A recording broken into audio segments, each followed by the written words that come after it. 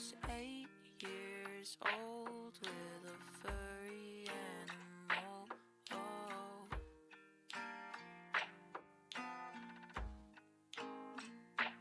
Had to say goodbye to the fuzzy little guy. Oh no. Ask my neighbors, would you please take care of him for me? Don't let him know I'm going. Take care of him for me. Take care of him for me. I was 13 years old with a heart made of gold.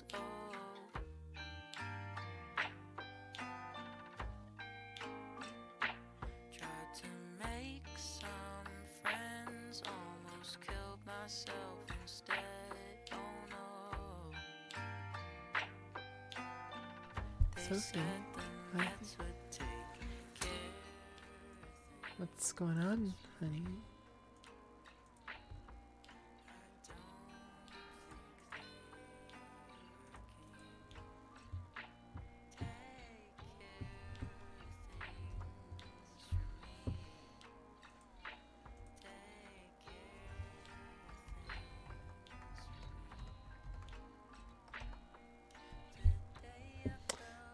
Never mind.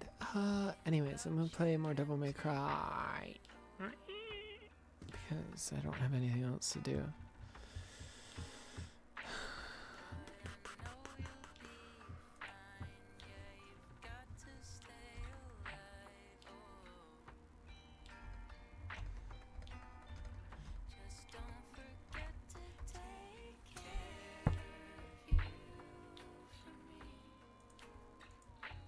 Anyways, let me switch this over.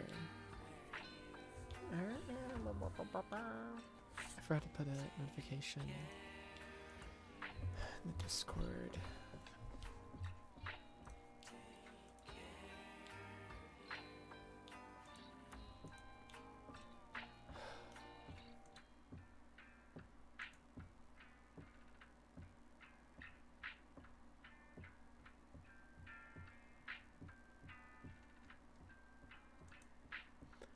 I forgot to put the link. Oh no, the song's done. So now it's just awkwardly silent. Hold on, new song. It's a new song! Anyways. Here we go.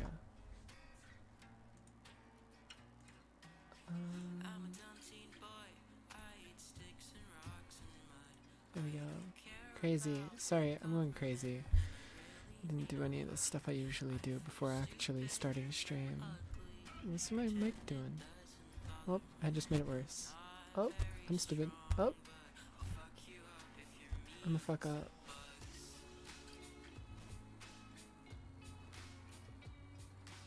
Ah.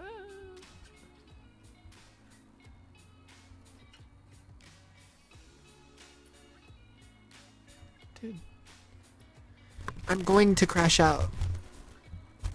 I just need a new mic. This one's so broken, but everything's breaking. My monitor's breaking, my mic breaks. Everything! It's getting worse. Like, I thought I just fixed it, but I could actively see it getting worse.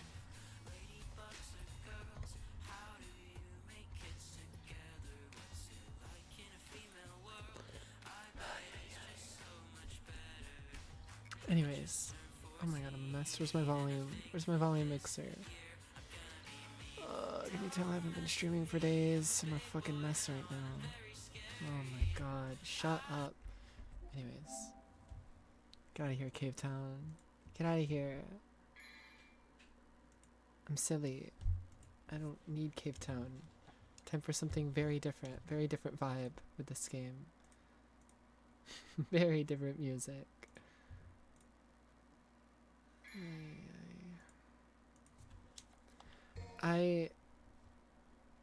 The reason I'm streaming late is because I was watching more Breaking Bad. I have 4 episodes left. I'm almost done. Hi, Virgil. Bye, Virgil.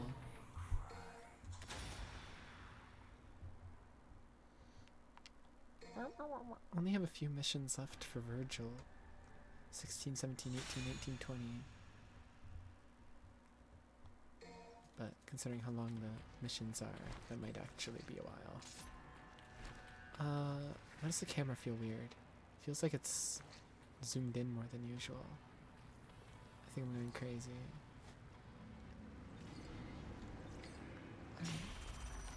I didn't mean to do that. There we go.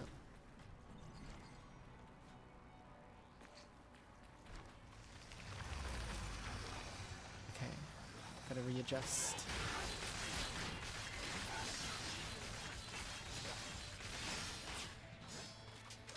What's happening? There we go.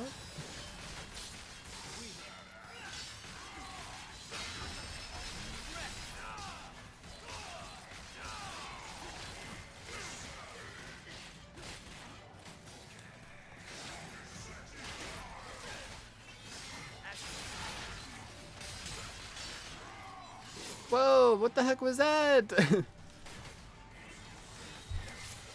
Alright, I'm pissed off.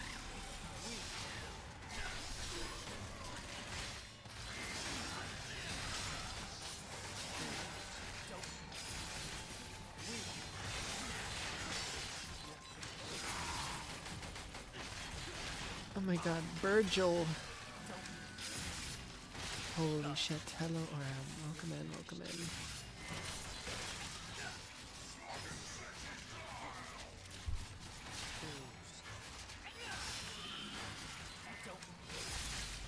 What just happened? I killed him, but I also got hit back as it zoomed in on his crotch. Crazy. How am I? I'm tired.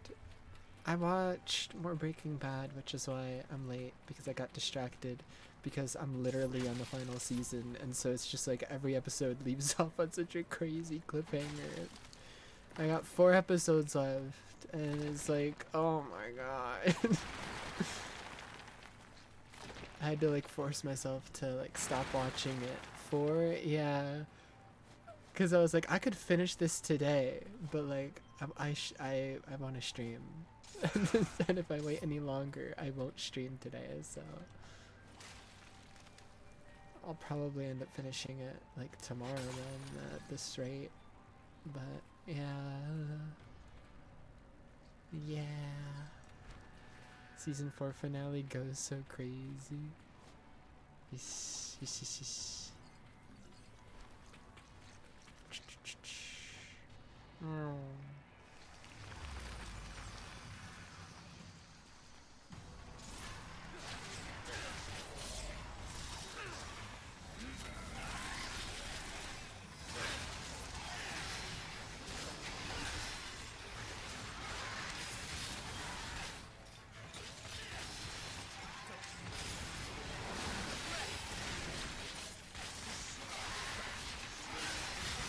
I can't even see what's happening.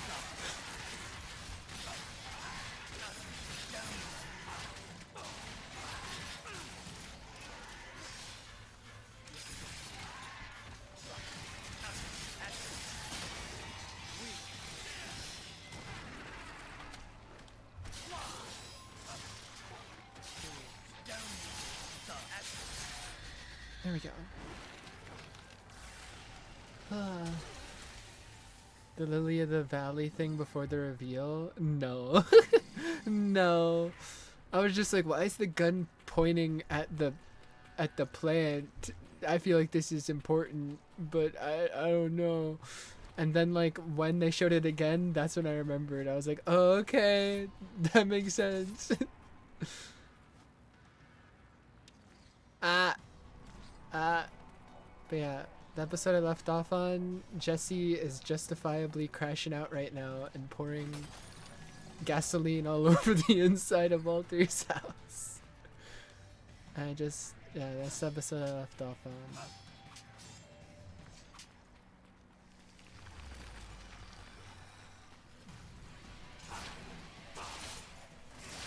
Okay, why is it not on? There we go.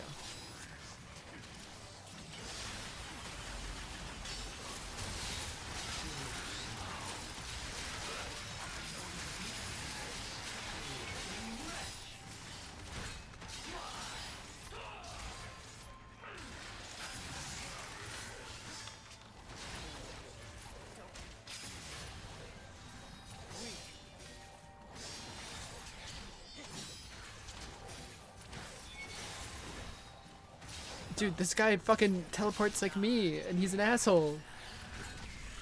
Oh, he's dead now. I thought about it really hard, and it killed him.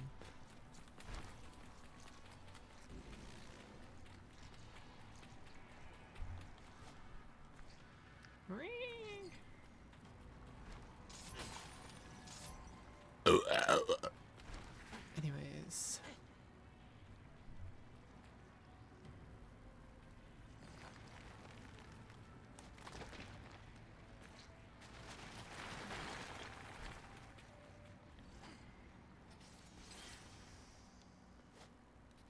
What the?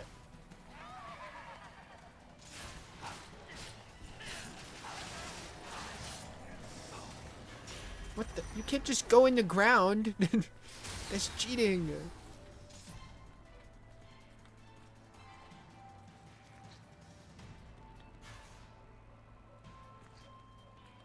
Oh my god.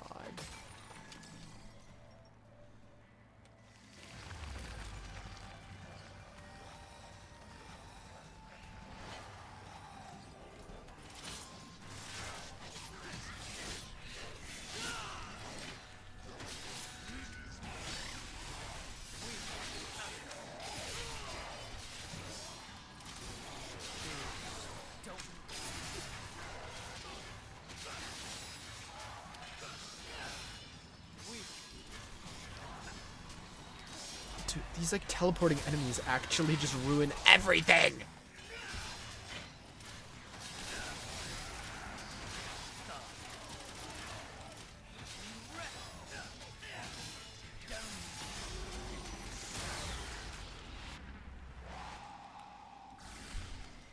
Ay, ay, ay. Du, du, du, du, du, du, du, du. Meow, meow, meow.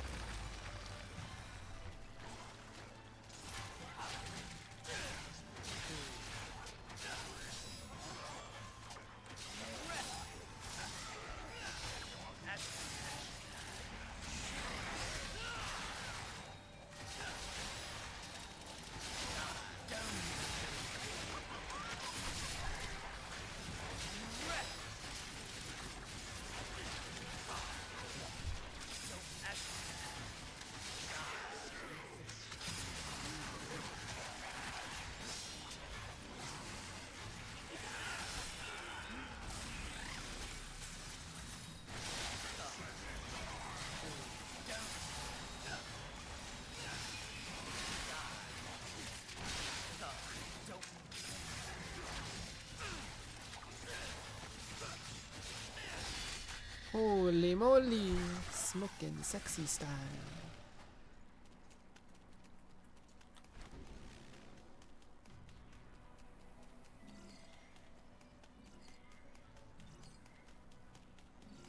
Virgil looks so awkward going down ramps. He looks like he's like late for the school bus.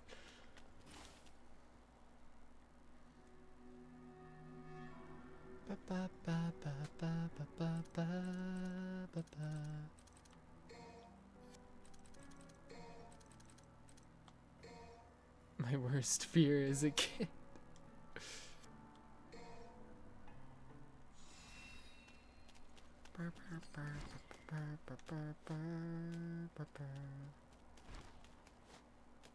Am I going? I'm going in circles. Where's the door?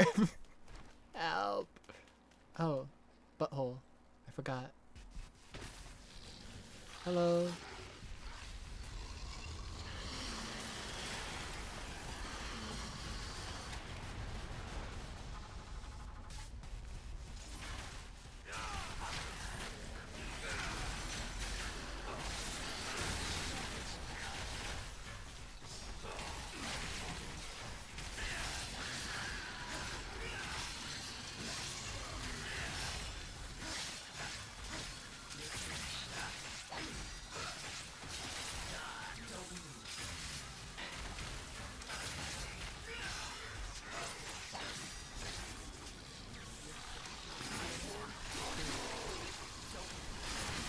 Again, still don't know how to avoid that explosion.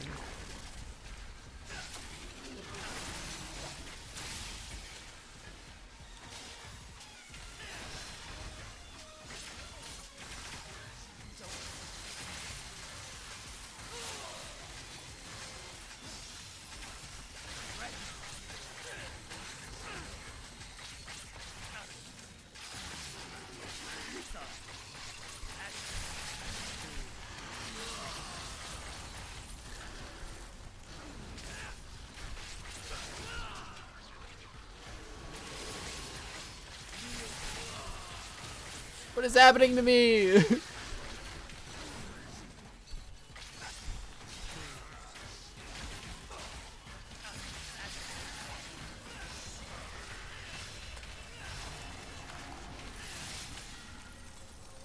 Dude, first death is Virgil. What the fuck? Just kill him. Nah, just get over with. Just give me this. Probably not the first death, but first one I can remember.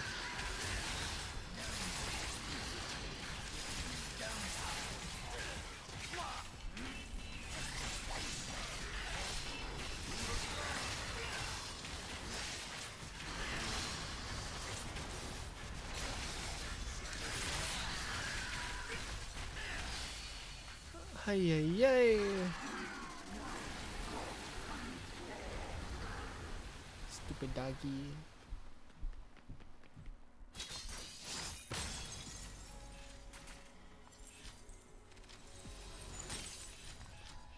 Womp womp.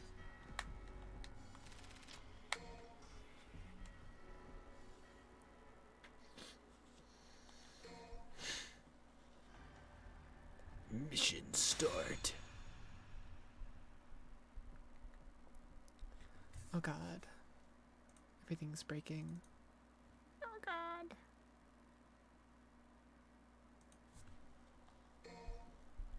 Alright, bagel versus bagel.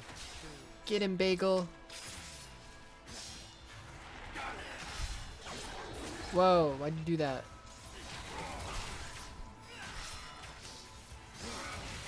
I'm rooting for bagel.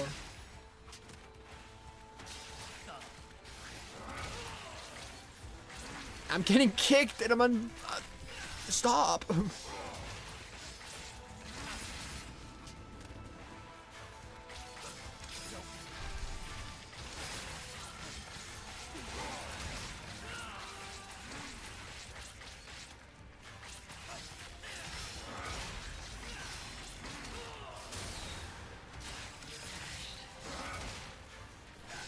Dude, I'm getting my shit pushed in right now.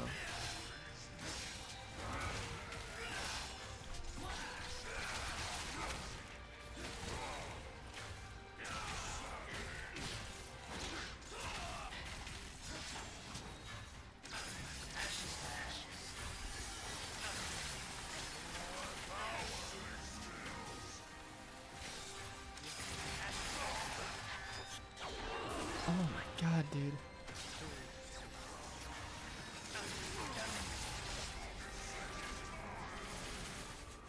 I'm stuck! I can't move! That's cheating!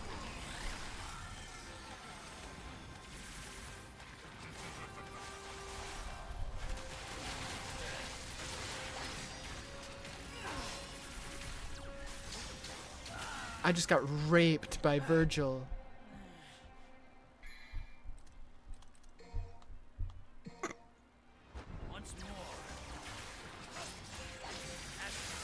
As Virgil.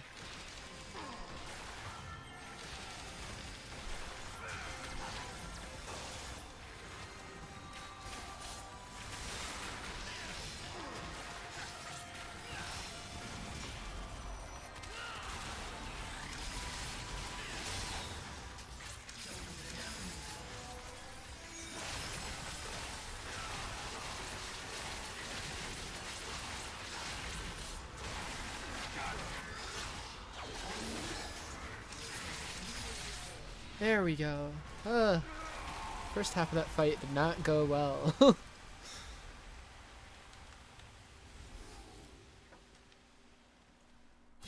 Oh yeah. Oh crazy. Oh silly.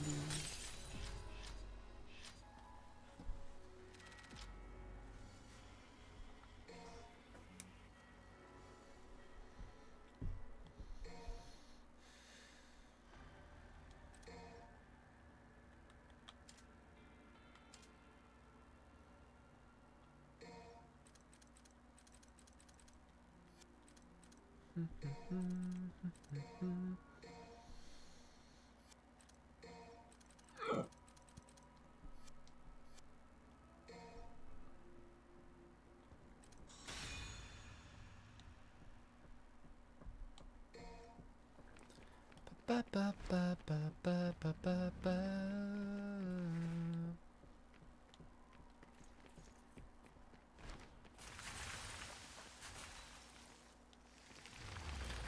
Oh, right, this level.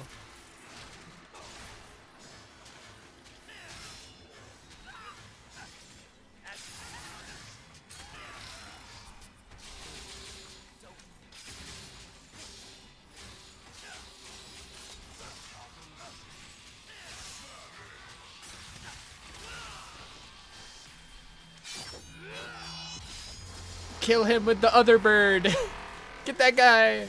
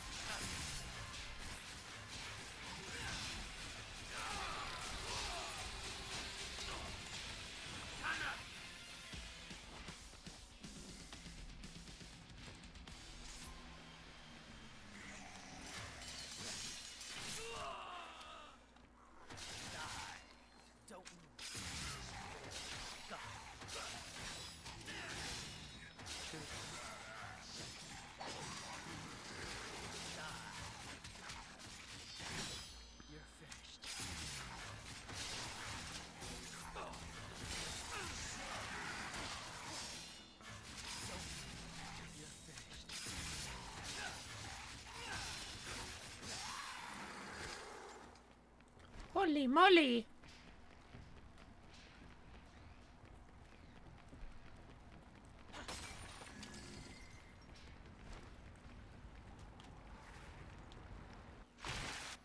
Ah.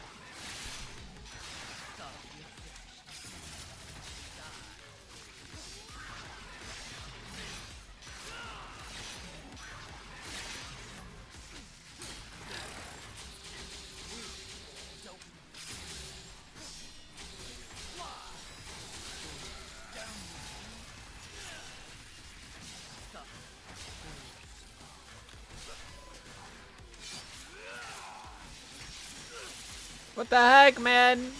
Rude.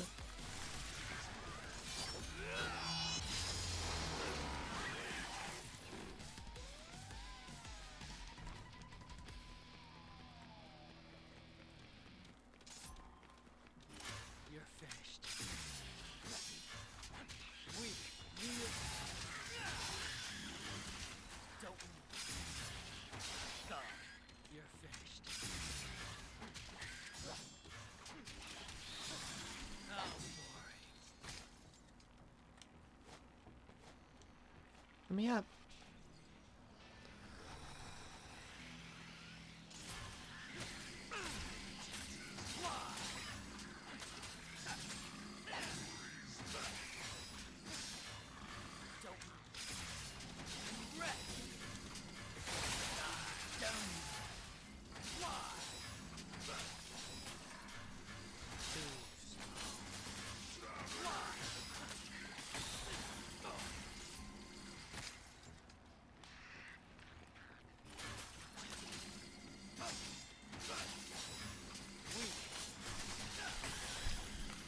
Holy. Gimme.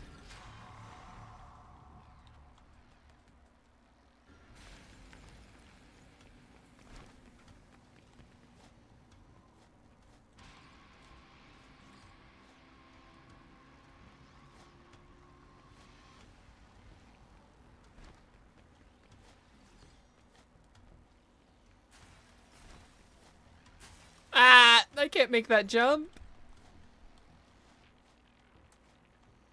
I'm not cool. No.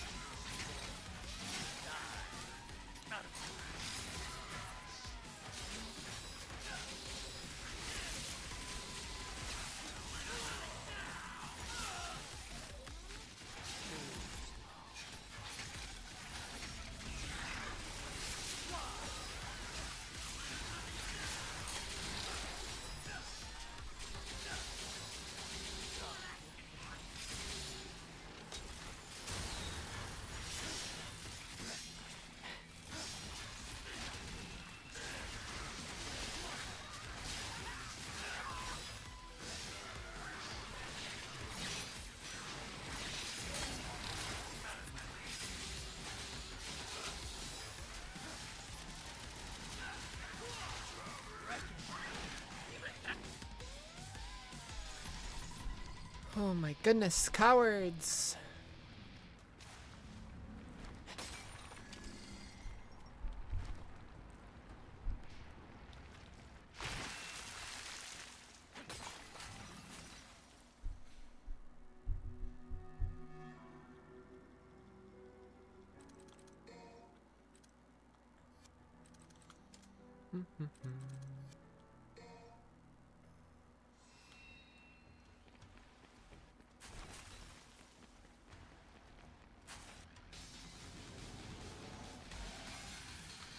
Ah!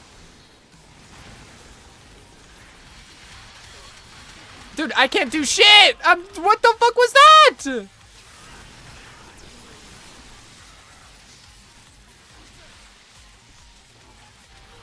Hello? I'm getting stun locked. I haven't stood up in a minute! Can I stand up? Ay, ay, ay.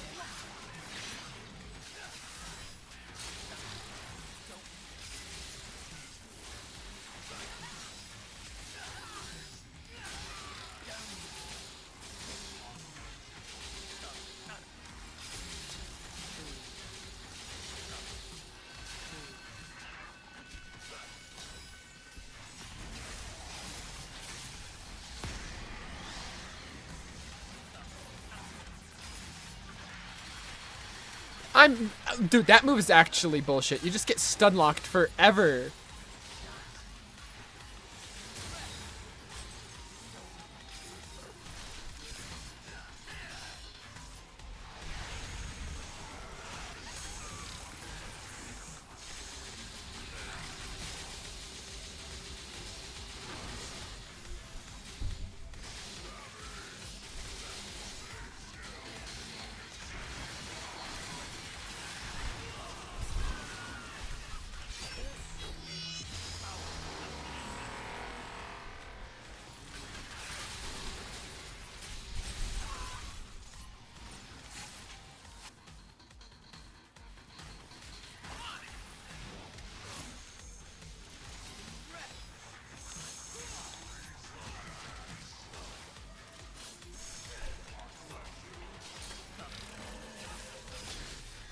Get fucked. Holy. That one whip move the cat does is so annoying. It stun locks the fuck out of you. Holy moly. A bee! You hate me! You hate me! You hate me for real. Oh my god.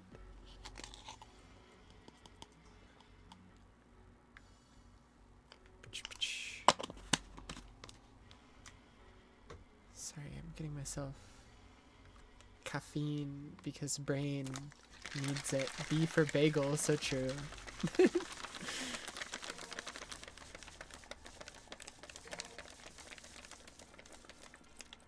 After this, the only Virgil ability I won't have is the one that costs 3 million orbs. Oh, what even the fuck? You're not even allowed to see it, which is crazy. They don't even let you like try the move or see the move or anything. Orb inflation. I hate this country. Welcome to Biden's America. Ay, ay, ay.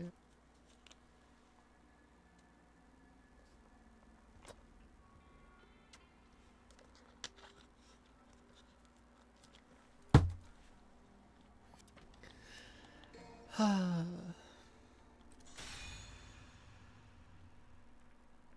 boy. Oh god, I'm fighting Dante!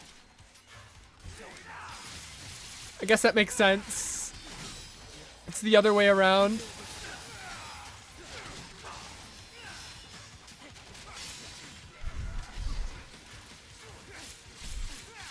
Dante, why are you so good? Dante, why are you so good?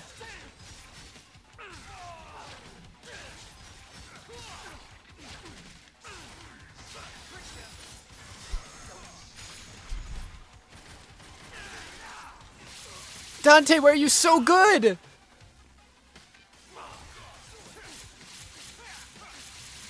Help! Dude, I haven't hit him a single time.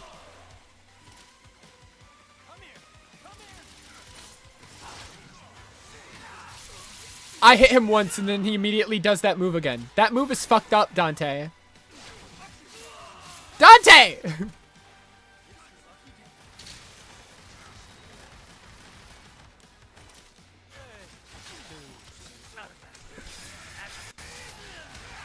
Ah! Okay.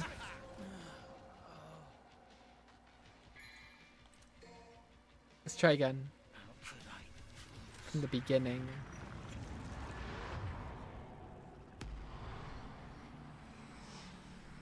Yap, yap, yap.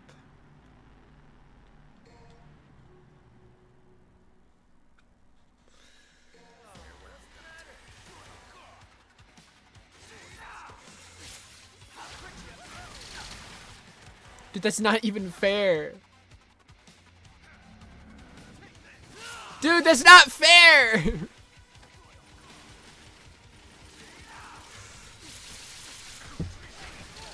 This is fucked up.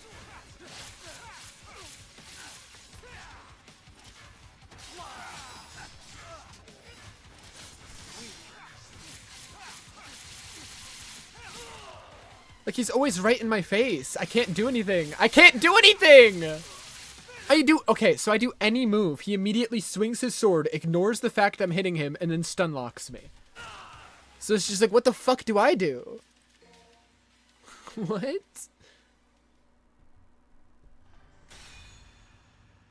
Because my fucking attacks just go through him, and he stands there unfazed. See? Like, he wasn't even, like, guarding or parrying those attacks. It's just, I can't do anything. And then this attack just fucking stun locks me, and I can't do anything. Like, literally can't do anything. He's just ignoring the fact I'm hitting him. Like, this is crazy. I'm actively hitting you with my sword! Like, fucking act like it.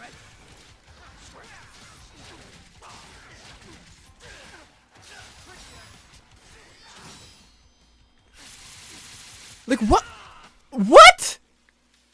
I do the slowdown slash. He's literally slowed down, still stun locks me. Oh, this fight's gonna fucking suck. This fight's gonna suck ass. What the hell? This is already unfun. I thought this fight was hard. Playing as Virgil is even more hard.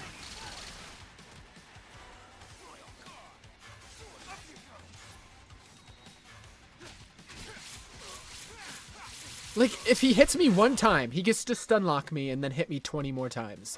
I hit him one time, he teleports away somehow, even though Dante doesn't have a teleport. Like, I'm actively hitting him with my sword. My sword goes through him and then stun lock, stun lock, stun lock, stun lock. Let me spam this same move over and over. Like, what the fuck, dude? Fuck off.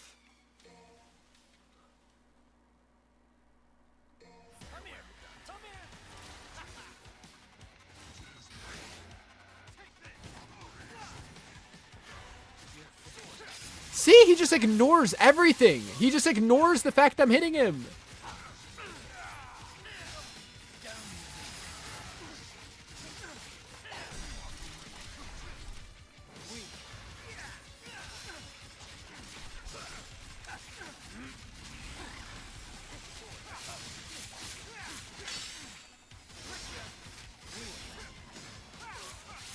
Like, he just ignores the fact I'm actively hitting him.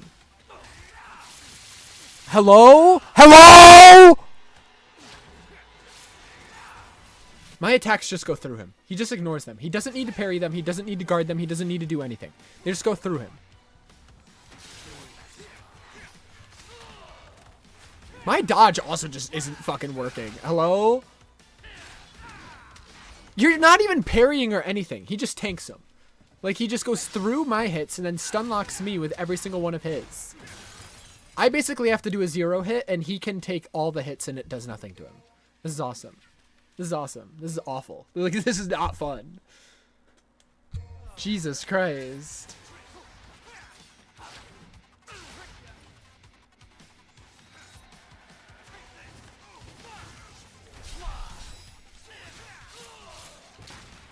Okay, so that's me landing an attack on him, but then somehow it magically turns into him stun locking me in the air. I'm the one who landed the attack. I am. What do you mean? I'm literally the one who landed the attack. What the fuck are you talking about?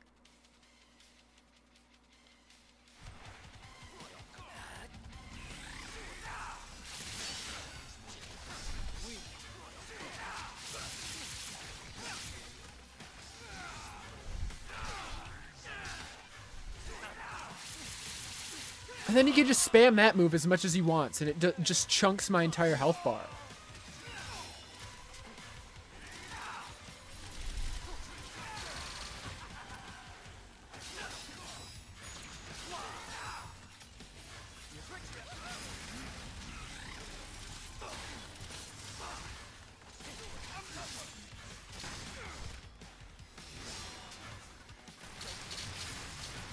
Dude, hello?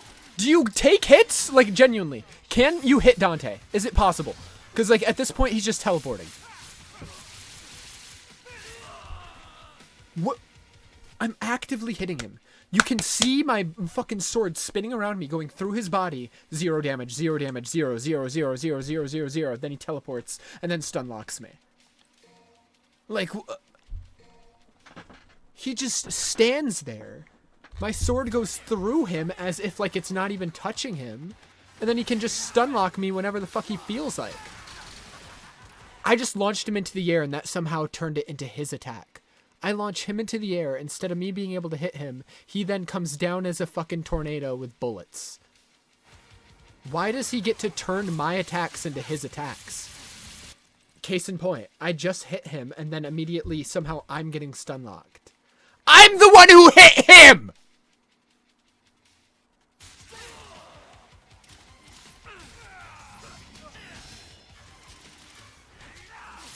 This is not fun. Like, this is awful. Every attack I do to him, he's just like, now I poke you 500 times in the chest. Like, huh? I'm the one attacking you, buddy. My sword is entering your face.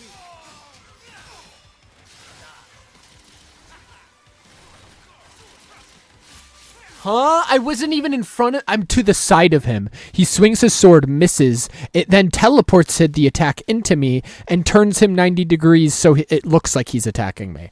Okay. I'm nowhere near him. He starts swinging the sword 20 feet away from me, but it still hits me? Are you on crack?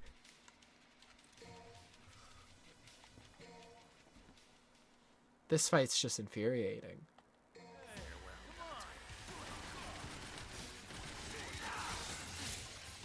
He completely missed the attack. I get punished for it, though.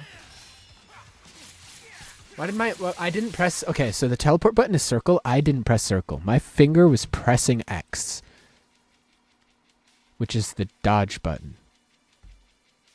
So what are you doing, game? Maybe don't do inputs that I'm not pressing? What a crazy concept, I know. I just landed an attack on him, and I'm being punished for it. I land an attack. He's facing the opposite direction. I'm behind him. I sneak up behind him. I land an attack. I get punished for it. Okay. Okay, so I was completely behind him when I hit him there.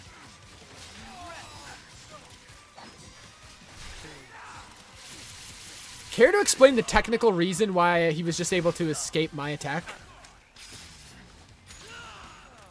What even hit me? That's crazy. That's crazy. This is awful. This is like 1,000 times harder than this fight was with Dante. Like 1,000. Like he just ignores that I'm hitting him. My sword just goes through his ass.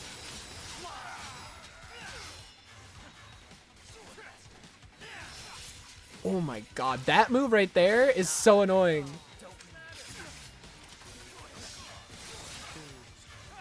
Oh my god, dude, I'm going insane. That move is actually, like, where 90% of the fucking problems lie.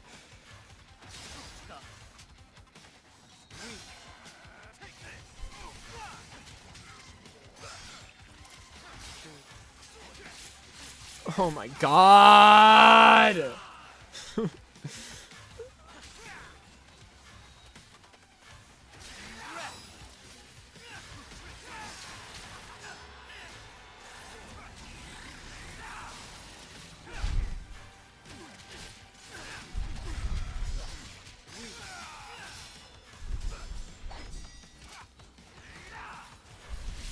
Huh? He completely missed the attack. I was in the air. He completely missed the attack. It still stun locks me. Okay. Like, how does that make... How is that fair? How is this fair?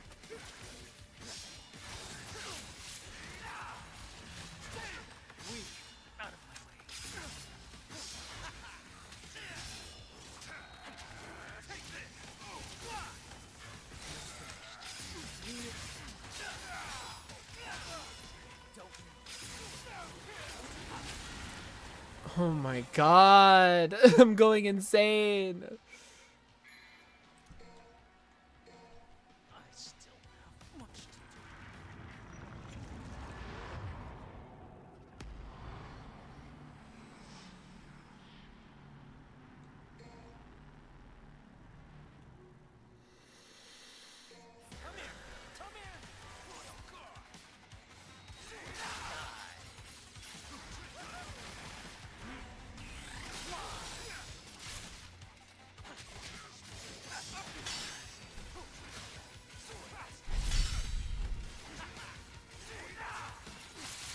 Okay, so he goes... Okay. Where's my mouse? He went this way with the attack, missed, and then teleported facing this way, because he was facing this way when I attacked him. Teleported facing towards me, and then hits me with the stun lock. Like, he was facing the opposite way. What do you mean? He wasn't even facing towards me. I cannot. This is insane.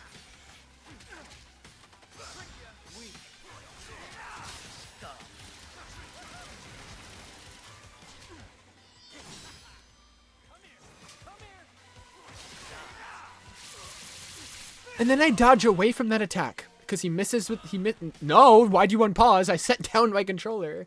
Anyways, he misses the first hit of that stun lock. I dodge to the right. The rest of the stun lock still hits me even though he missed. I don't get it. Okay. Sure. What? What? Even if he misses it, it still hits me. I was completely to the fucking side. Okay, sure, dude. Just sure, Dante. Sure, dude.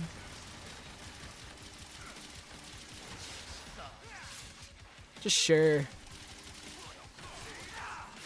Like, he completely misses, and I get punished. It doesn't make any sense.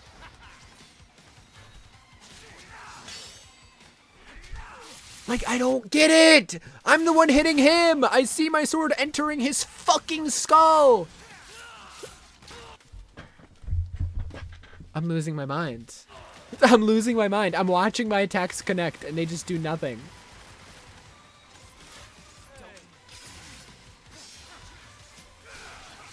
Oh my god. Like, I'm watching the attack land. He even, like, goes like, ugh, as if he's being hit, and then he just tanks it and just starts stun locking me. Like, what do you mean? What do I do then? Like, I just can't do anything. No matter when I swing my sword, he just fucking ignores it.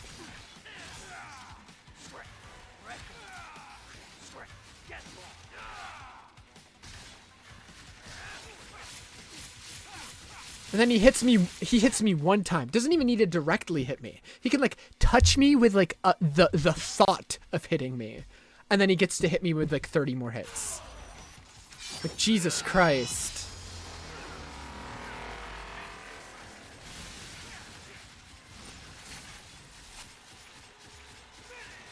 We both spring from the same roots.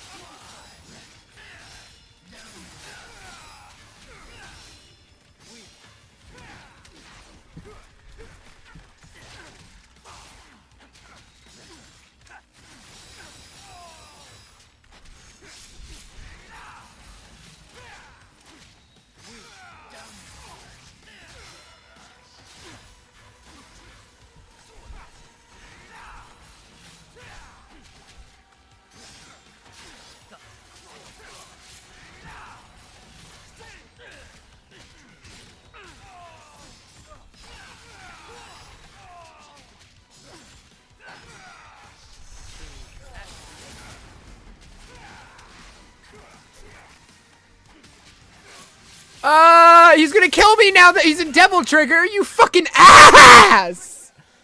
Oh my god. I'm using a gold orb, but I don't fucking care. I'm so pissed off.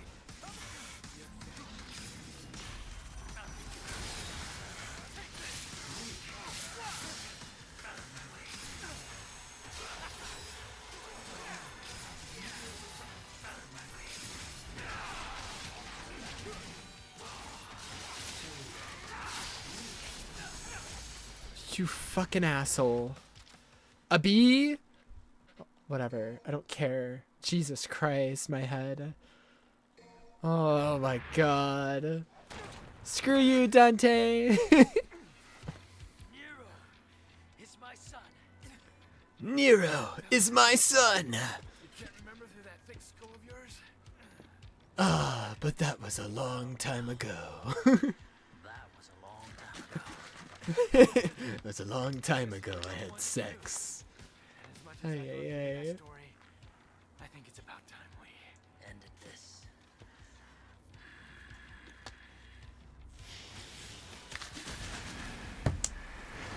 Well, well, that was a long time ago.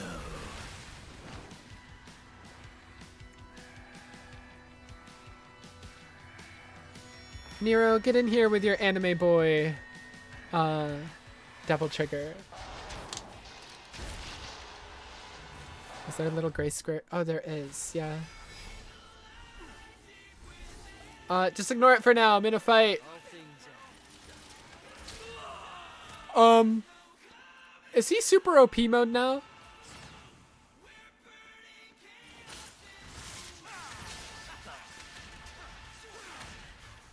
Drift in the ocean all alone.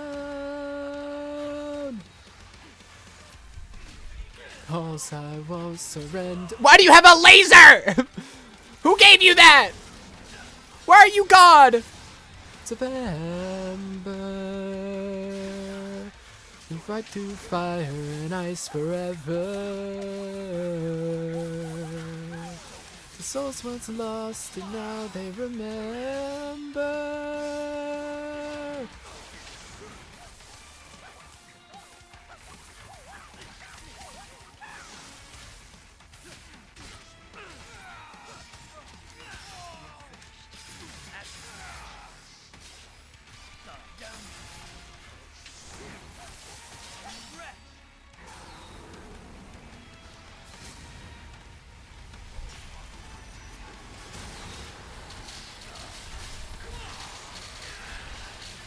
Storm that is approaching, provoking black clouds in isolation. I am reclaimer of my land. Born in flames, I have been blessed. My family. You asshole!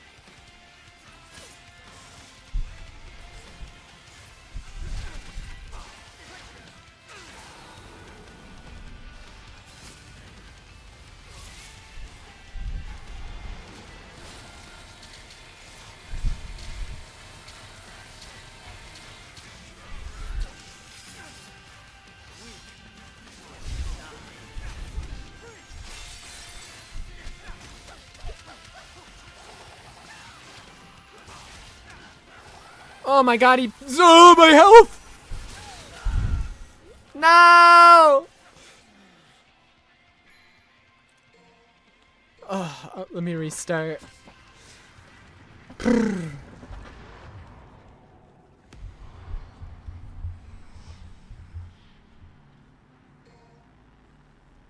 me crank the goddamn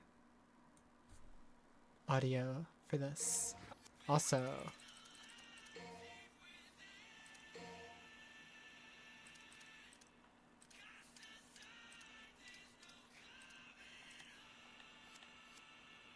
did I do that right? Am I stupid? Yeah, okay.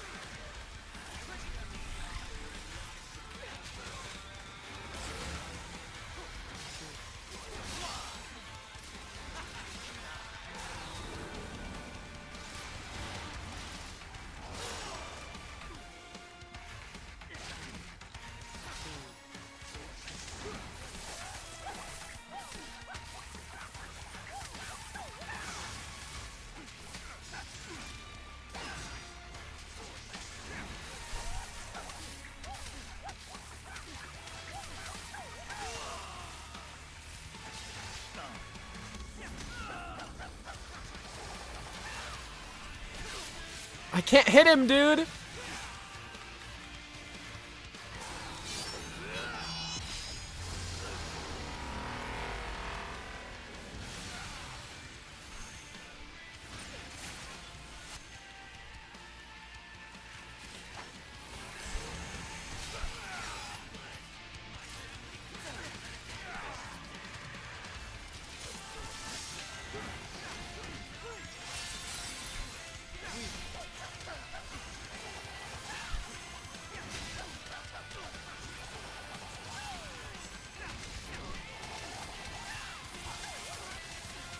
Dude, he's like stun locking my ass. Oh my god, he ran me over with a bike to kill me. I use a golden orb because he's still very early in the health bar.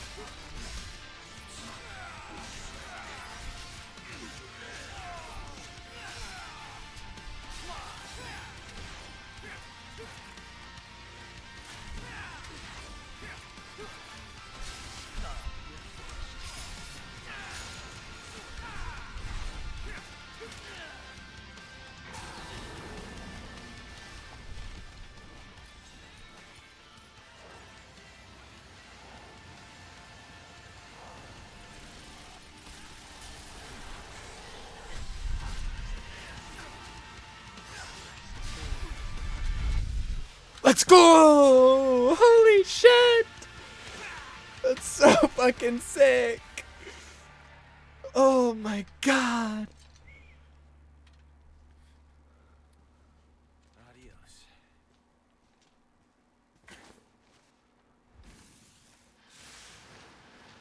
I won't lose next time. Hold on to that until then.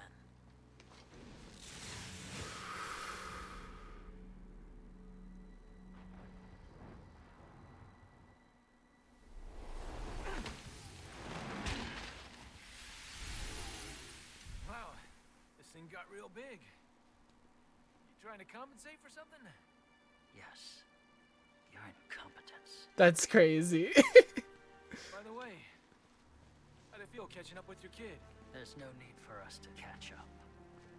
Well, What a an deadbeat. attitude like that, you're never gonna meet your grandkids.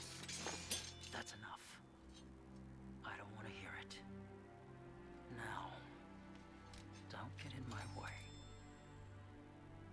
Took the words right out of my mouth.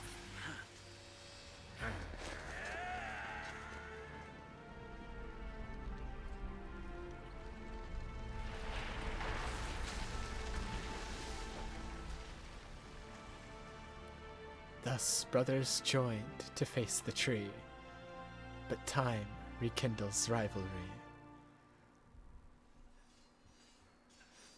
Oh my goodness. That's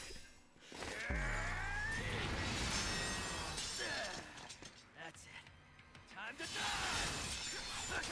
Can never leave these two alone. Every move. Too easy.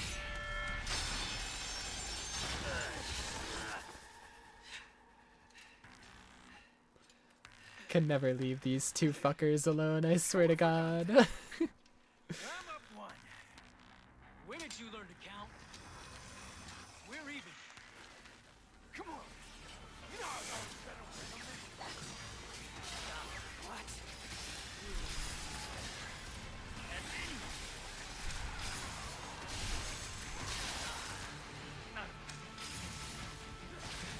Oh, the music's back, let's go!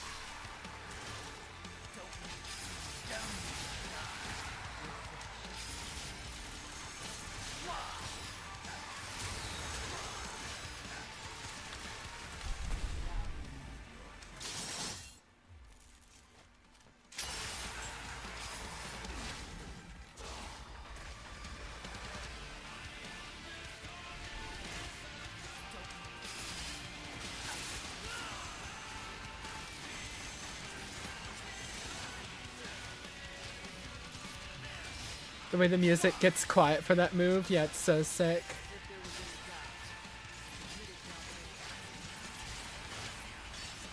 Oh, I won! I killed more than Dante. Don't you dare say it. Jackpot. Jackpot.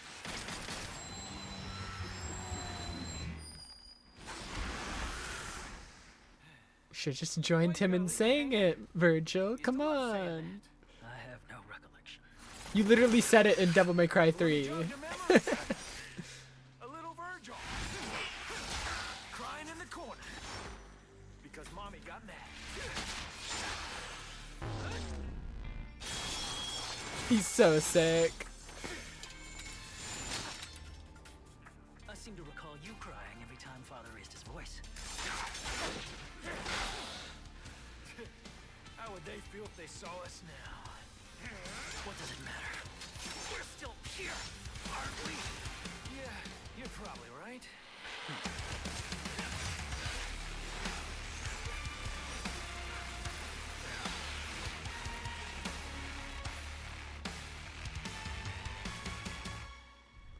Hell yeah. Capcom. Goddamn, goddamn.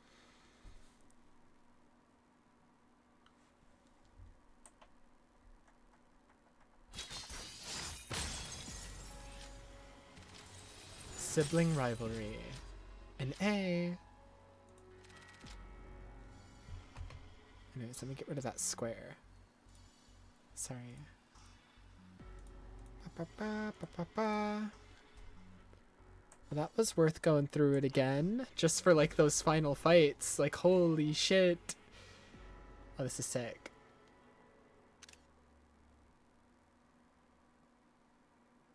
Hell yeah.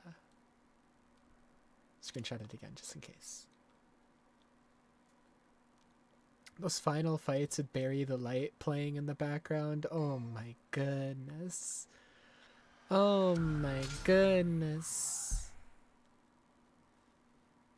That's Devil May Cry 5. That's it. That do be the whole game.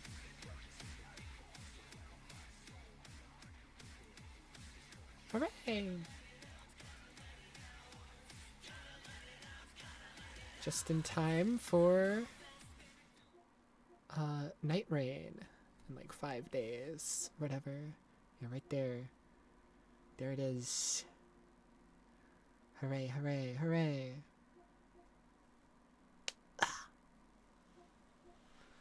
What does the deluxe edition have? Additional deals. What? What does that mean?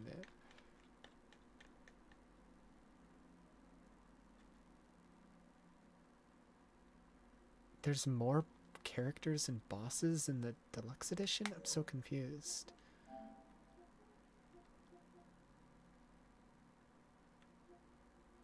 What? I'm so confused. I'm not gonna buy it on PlayStation though, because I pre-ordered a physical copy for PlayStation because I like having physical copies. Then I'm gonna like also buy it on PC because I think Sophie said she wants to play it together and it doesn't have crossplay, so meow meow meow. Meow meow meow. I don't know how much we'll play it together, but she said she wants to play it together at least a couple times, so hopefully the PC port isn't too buggy, because a lot of Souls games have like very buggy PC ports. Also, now that I'm done with the game, I like delete games as soon as I'm done with them, because console storage is not much. It's not much. I blame the gacha games. They take up so much storage, but I keep them just because I don't know. I don't even play them anymore. I used to keep them because I would like play them at least once a month. I don't play them at all anymore, actually. So I could get rid of them, but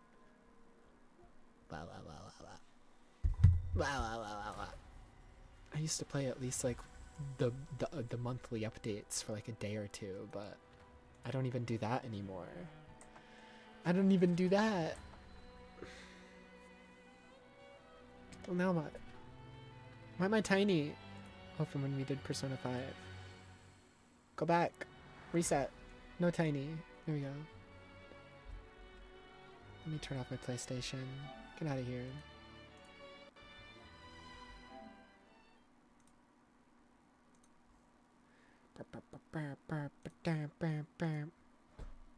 Well, now what? What the heck? What the heck? That's a good question for the next 4 days. Yeah. Yeah. Yeah.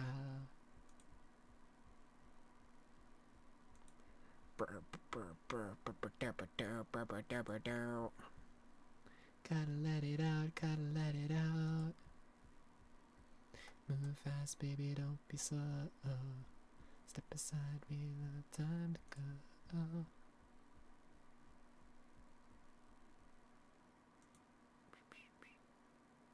Feels weird being done with Devil May Cry, like all the games now, because that's been something that's been looming over my head since I started replaying Devil May Cry 1 back in middle school. And it's been looming over my head for like ever now. For like 10 years.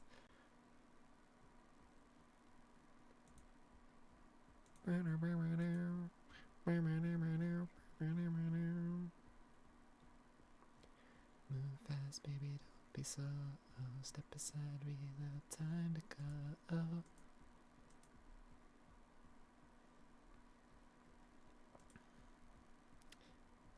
I don't know if I'm actually gonna play it, but I'm gonna open Marvel Rivals. Just to see if there was like anything worth looking at in terms of its updates, if it has been updated.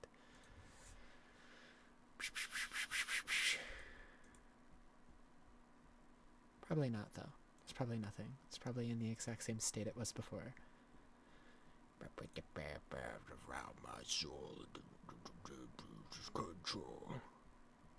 Gotta let it out, gotta let it out. Gotta let it out, gotta let it out.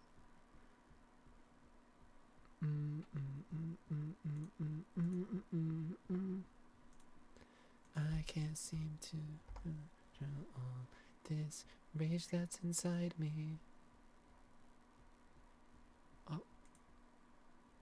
It's compiling shaders and it's making my entire PC blow up. It's awesome. I'm so happy. I'm glad my PC is exploding. It's so cool. This is so awesome. It's tradition at this point. Rivals equals boom. Yeah. It do be that way, unfortunately. It do be dooby dooba. Dooby dooby dooba dooby dooby dooba. Perry. Ah! Could like see my model freaking out. Help! My PC! I'm gonna die! Oh my god. Now when my PC dies, I actually die and my model freaks out. I die in real life when my PC lags. No!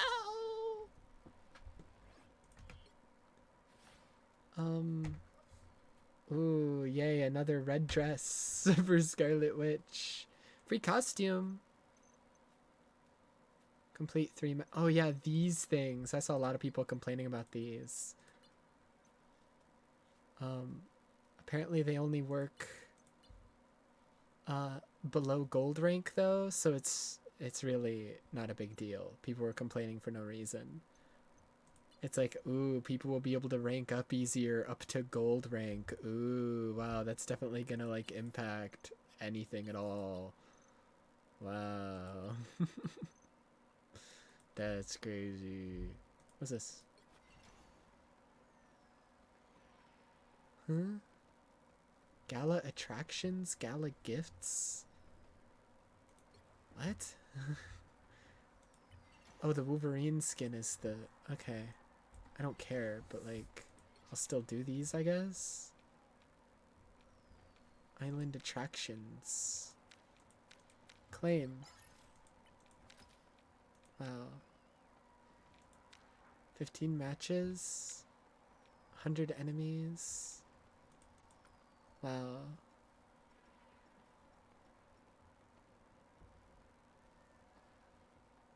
Wow. This is amazing. Wow. Anything new over here? Because I still have that coin I haven't used. No, same shit. What the hell?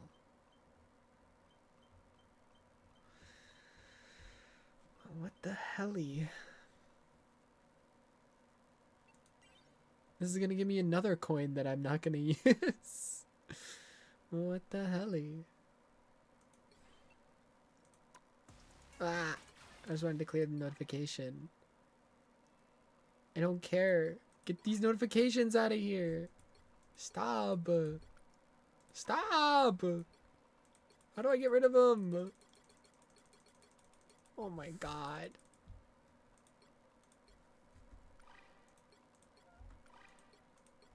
There we go.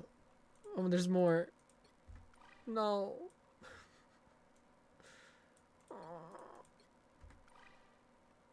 I'm free. Man, I've been neglecting this season.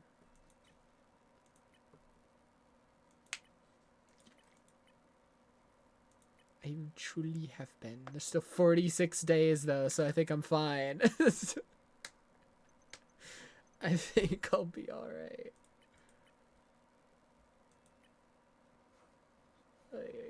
Let's just finish this page.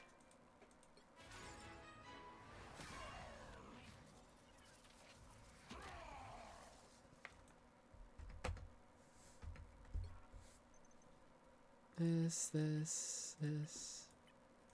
Only page I skipped was Squirrel Girl so far. That's gonna be the last thing I claim, is her ugly ass skin. Oh, it actually changes the icons here now. I don't think it did that before. Like, it shows which skin you have equipped just on, like, the illustration. I don't think it did that. Cool. Like before it would be like the default skin, then you would hover over it and then it would show what skin you have. I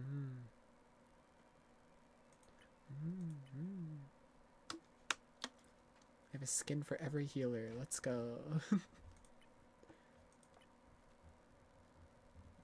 I don't have a skin for Ben, Hulk, Cap, and Emma. Oh my... Sorry. I forgot. Gooner game. Caught me off guard. I need to play comp.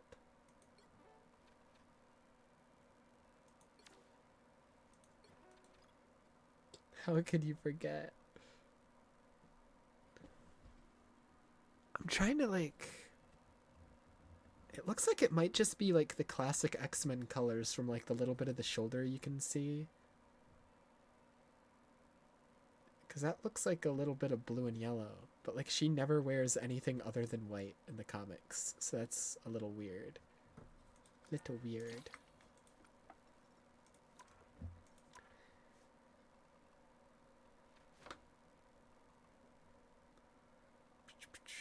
And I know that's, like, a bad criticism, being like, yeah, but, like, just because she always wears all white in the comics doesn't mean they can't make other skins. Yeah, well, that's the reasoning they have for making Scarlet Witch only have red dress, red dress, red dress, red dress, red dress, red dress. It's because she's only ever wore red in the comics. They're just creatively bankrupt when it comes to Scarlet Witch. Like, it is ridiculous. She has some of the most skins in the game, but they all look roughly the same. It's like, okay. You give her so many skins, and for what? She doesn't even need them. I'm not gonna go straight into comp. That's a bad idea. I should do, like, at least 1 or 2 quick matches. But I do need to play comp so I can get to at least gold. So I can get that Emma Frost skin when the mid-season reset comes. Not reset, but the mid-season update comes with, like, I think Ultron. Because then they'll give the Emma Frost skin mid-season. You'll need a top-notch team to win this one. And it'll be cool and awesome. I'm not the type who fades quietly into the background. It'd be so awesome. It'd be so cool. Also, I hear that they changed a couple of the team up things. They removed a team up between Jeff and Luna. One that made a lot of sense, you know, freezing his water.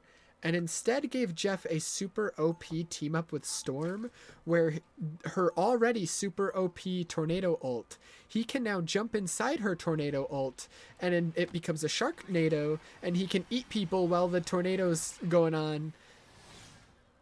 It seems super OP from what I've seen. It seems like actually game breaking. I don't get it. I don't get why they would do that. They removed the Luna team up with him to... Ay. Jeff is getting gutted though or something? I don't know.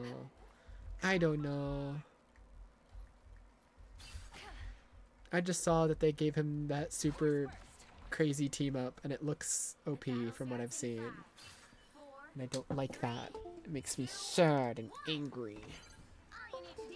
It also pisses me off because it takes away Luna's like only team up. 3 charges of his alt fire?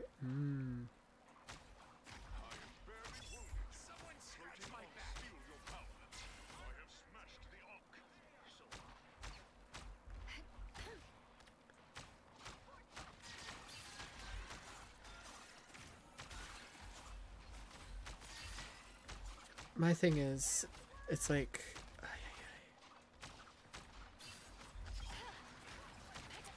They took away Luna's like only team up. Like she has like a team up with Jeff and Namor that freezes their attacks, and that's like it. It's like, okay, that's cool, I guess. Also, I don't know how good Ultron's gonna be, just because I don't think he has a healing ult, and playing a healer without a healing ult usually isn't a good option, you know, just because the healer ults are so crazy.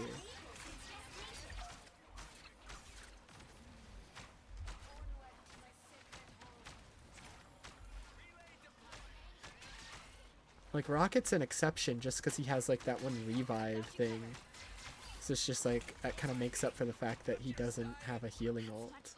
Plus his ult is still good as well, it's just good in a different way. Okay, well, what am I supposed to do about that? By the time I hear the moon and then jump backwards, I'm already dead. Dude, did they increase the size of his ult again? It looks even bigger. I swear to God, Moon Knight's ult grows every single update. What the fuck is going on?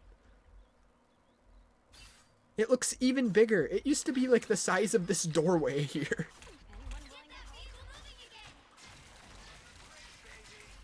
It used to be like that size circle. Now it's like the size of like Luna's circle. I am ready to put on a show. Anyone else excited? No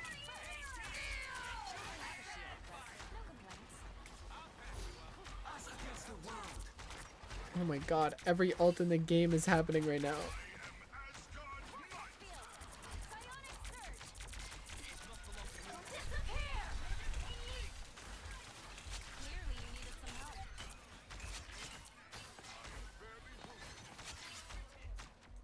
Holy moly.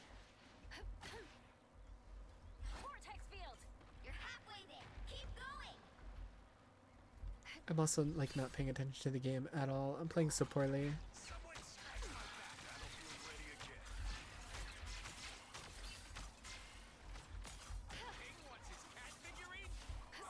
Okay, well.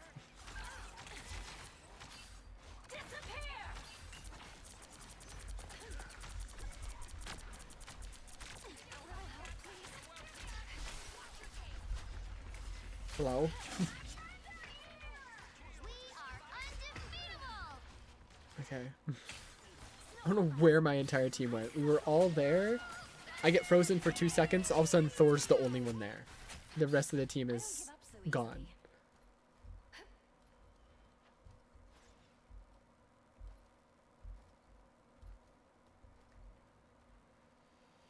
T'Challa can't wait forever. Let's go. Get that vehicle moving again.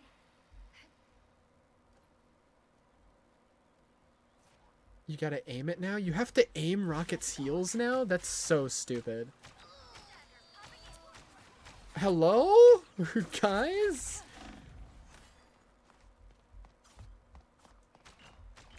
Hello? I'm being chased by the entire enemy team.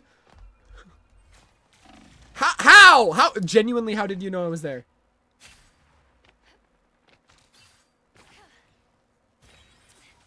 What?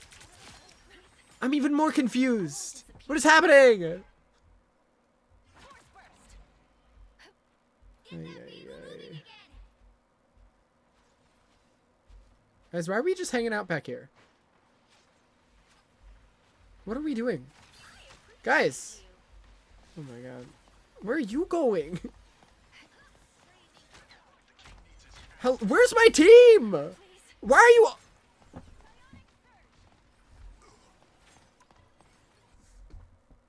That's enough Marvel Rivals. That's enough Marvel Rivals. I don't know what the fuck I was looking at. We're all just hanging out up there on the fucking balcony. Fucking jerking off each other. Like, what is happening? Ay, ay, ay.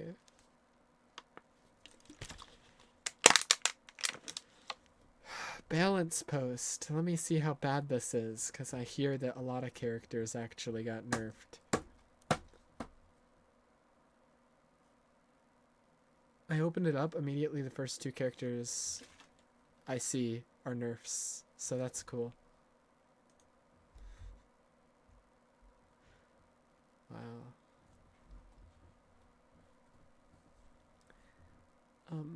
Here it is. Captain America, slight hit to his survivability.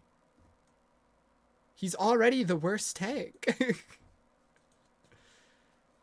What the fuck? Base health is lower now. Okay. Delay of shield recovery is longer. Ultimate ability. Okay. Doctor Strange, slight boost in the damage of his standard ability. He's already the best tank! What do you mean? Why are you buffing him? This is what I mean. I complain about this every update.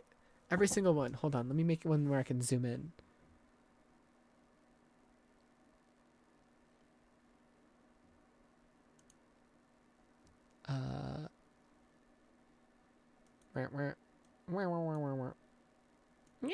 I complain about this every single update, but they always buff the characters that are already like dominating their category, Doctor Strange being the best tank already, and then nerf the characters that are like terrible. Captain America's terrible. He's like the worst tank. Whatever, I'm not the expert. Emma Frost, White Queen's range is increasing. Her defenses in diamond form are taking a hit. But that's like the entire point of a tank, is that they have defense. And that's like the... What?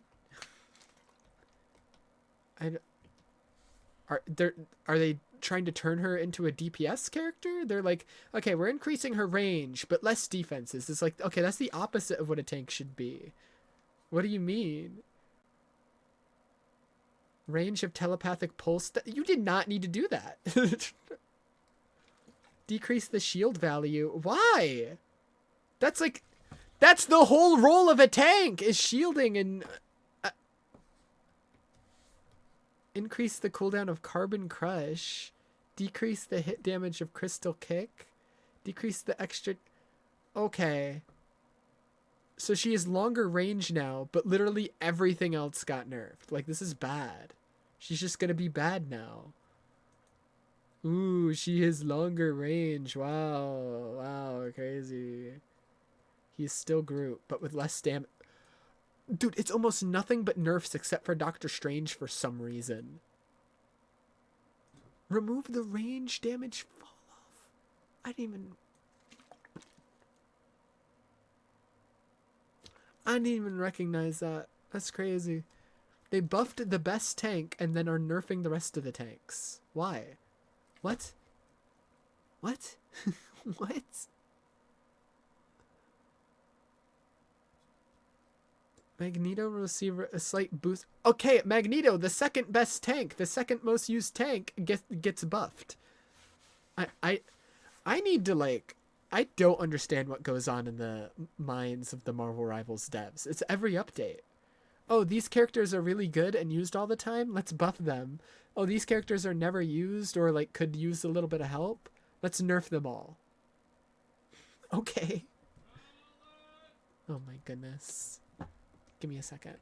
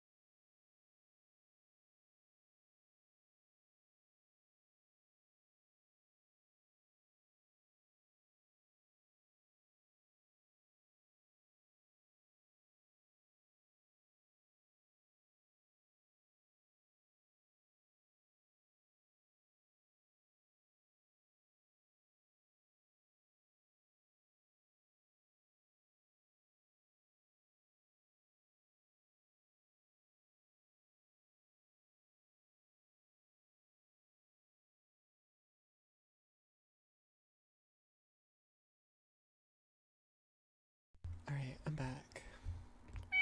I have food. A tweak. Survivability taking a minor hit. Okay, so Thor gets nerfed as well.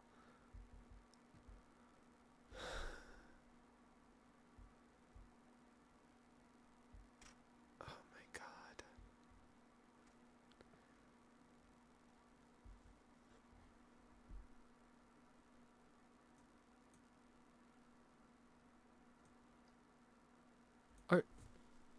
Are we serious right now? I just said before I got up, it feels like every single time they do balance changes, they buff the characters that are already good and nerf the ones that could use a little bit of help. Hawkeye's already one of the best, most used DPS characters in the game and has been since Season 0. He has a literal one-shot. Why is he getting buffed? What are we doing here? Same with Hela. What are we doing here?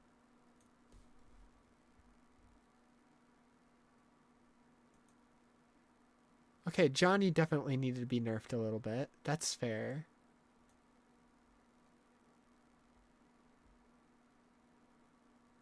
Iron Fist definitely needed to be nerfed.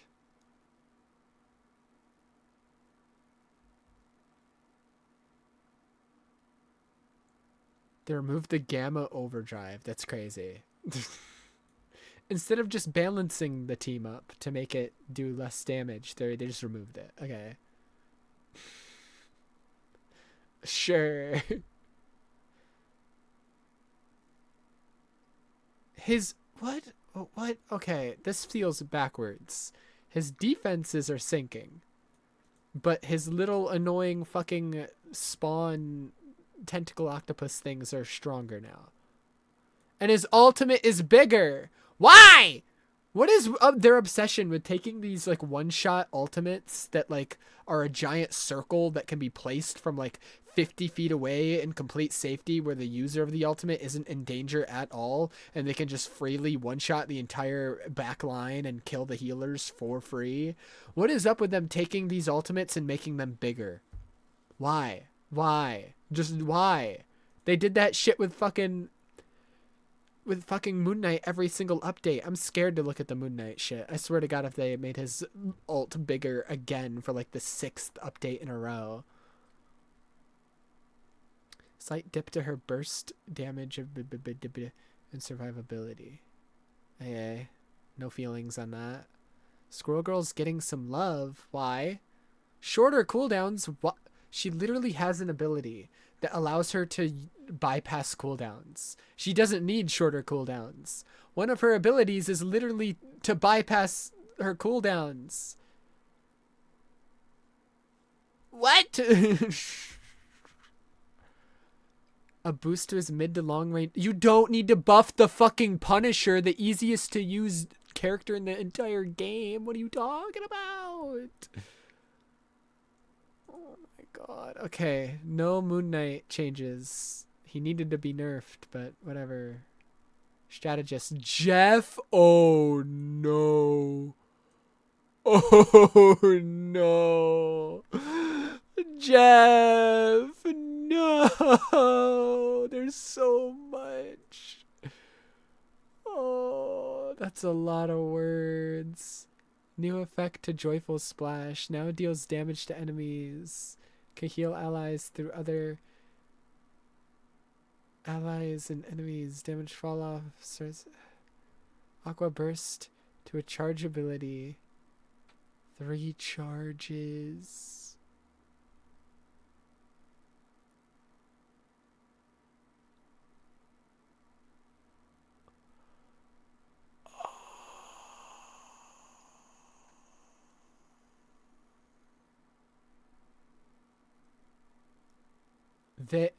One of the Marvel Rivals devs got killed by a DPS Jeff, and they took it personally.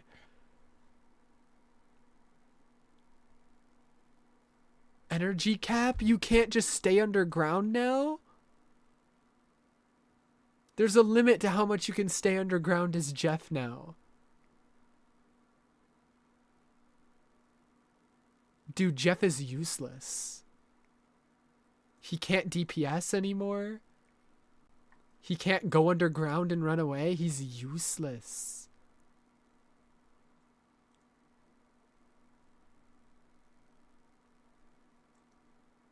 Jeff is actually like the worst healer now. This is crazy. Because pretty much every healer, and which is something that a lot of people like about Marvel Rivals, the healers can actually get kills. Jeff can't anymore. The main way he was getting kills was Aqua Burst, but that's a charge ability now.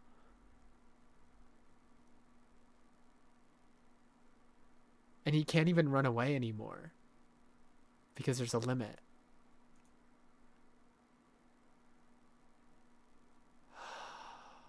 Anyways. Luna boost to her combat prowess while slightly reducing the frequency of her ult is getting nerfed again. Dude, you've already nerfed her ult 3 times. It's not even that good anymore. What are you talking about? It went from being like the best ult in the game to, okay, it's like on the same level as a Zenyatta ult now, to now it's just getting even worse. Okay, cool. Now it's a worse Zenyatta ult. It went from better than Zenyatta ult to the same level to worse now. Cool. Glad we're doing this. Fucking dumb pieces of shit. I swear to God. This is so stupid. Healing amount and damage to 22. That's fine. Absolute 0 now grants 50 okay, that's good. But like, why nerf the ult again? It was fine. It was fine. Rocket Raccoon's survivability is taking a hit. They saw the Rocket Raccoons running around on the walls, and instead of being like, oh, people just need to learn to aim better to kill him, they're like, no! Rocket Raccoon can't run around on the walls and survive on point. No! Take away everything from him. Kill him! No survivability. Blasting off from the ammo overload. Losing the team-up anchor bonus? Getting a new team-up anchor bonus in the Rocket Network for some stellar new support. Repair mode, direct hit healing amount.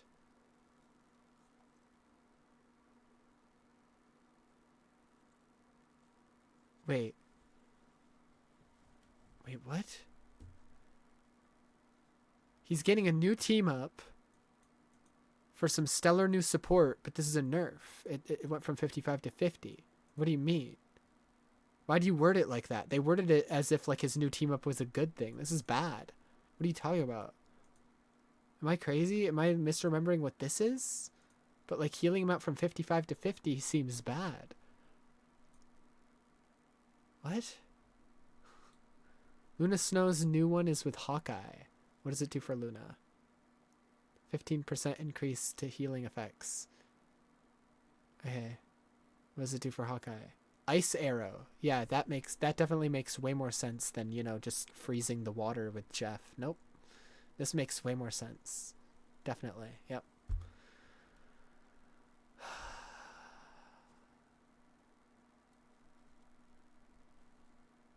Man, Iron Man Ultra. He's not even in the game yet.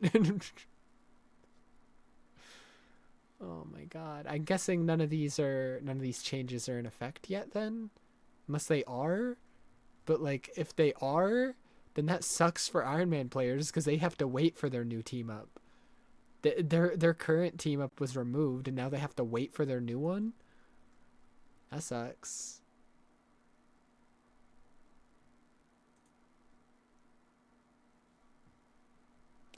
Anyways. Let me find something to watch while I eat, and then I might honestly end after that. Just cause. Just cause. I don't know. I don't have any game or anything I want to play, so. Really want a bagel now. Well.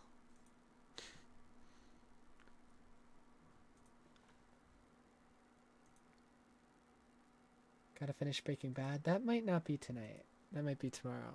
But like, still.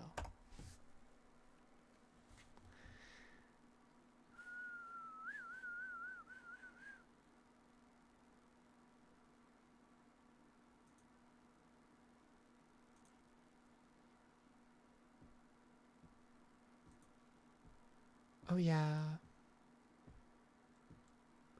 In the inner heart a plea for you to talk to me. I wanna hear all the good and bad news stories you have.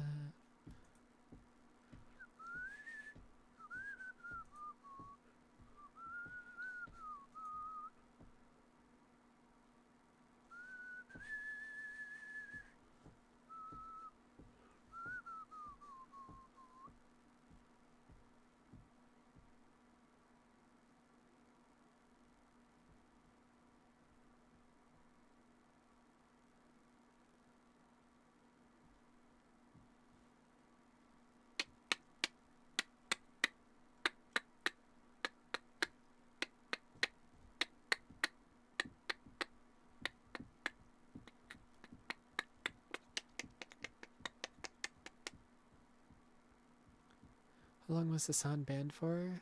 I saw that like late on Twitter that he got banned. I don't know how long it is. I don't even know why he got banned. I wasn't too worried about it. I was like, this is probably nothing. It is probably nothing. I'm not gonna worry about it. I'm sure it's fine.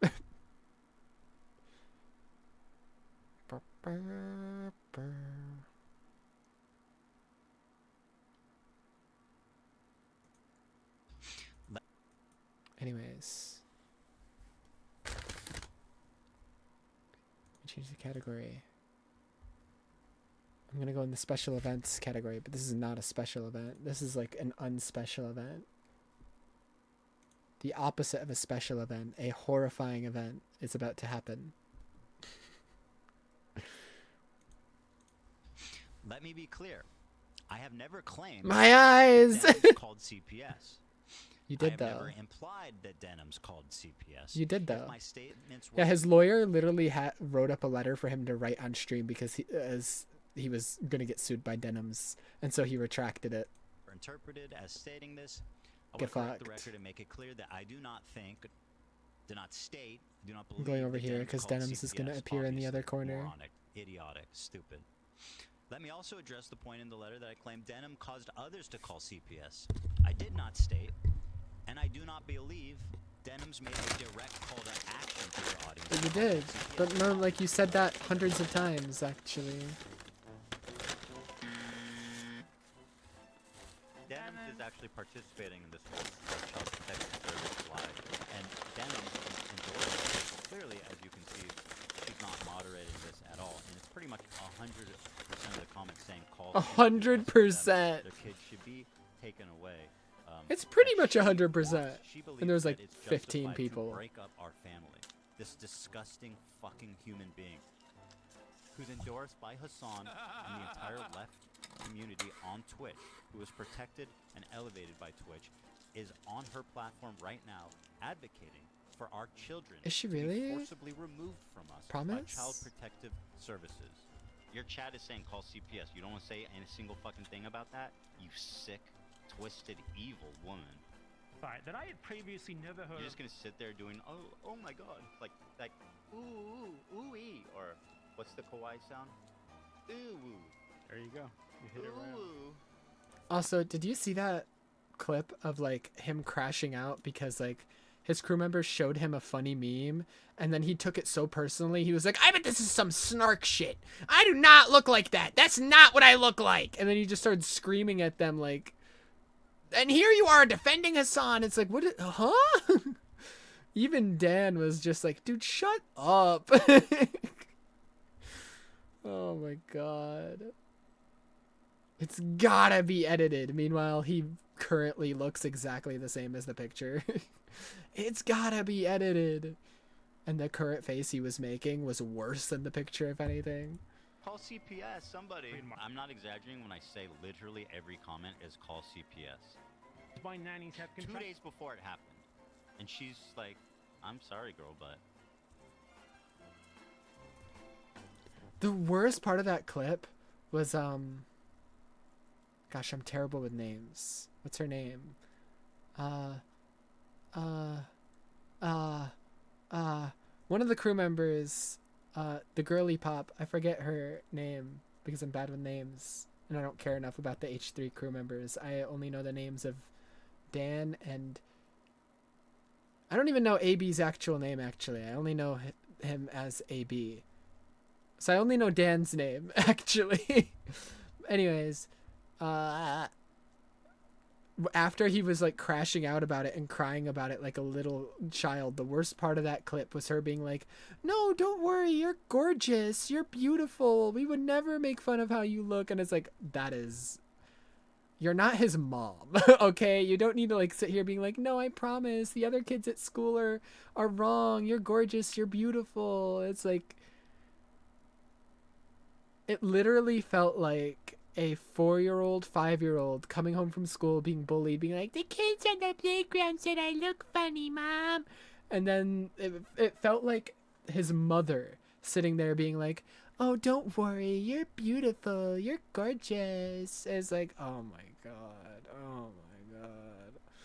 what are you doing? It's like, ay. Like, play that next to fucking Dan after Hassan and Ethan's debate being like, oh, trust me, no one here babies him. Play that next to that clip of Dan claiming nobody in the crew babies Ethan. And meanwhile, she's literally putting on a baby voice talking to him as if, like, he's her child.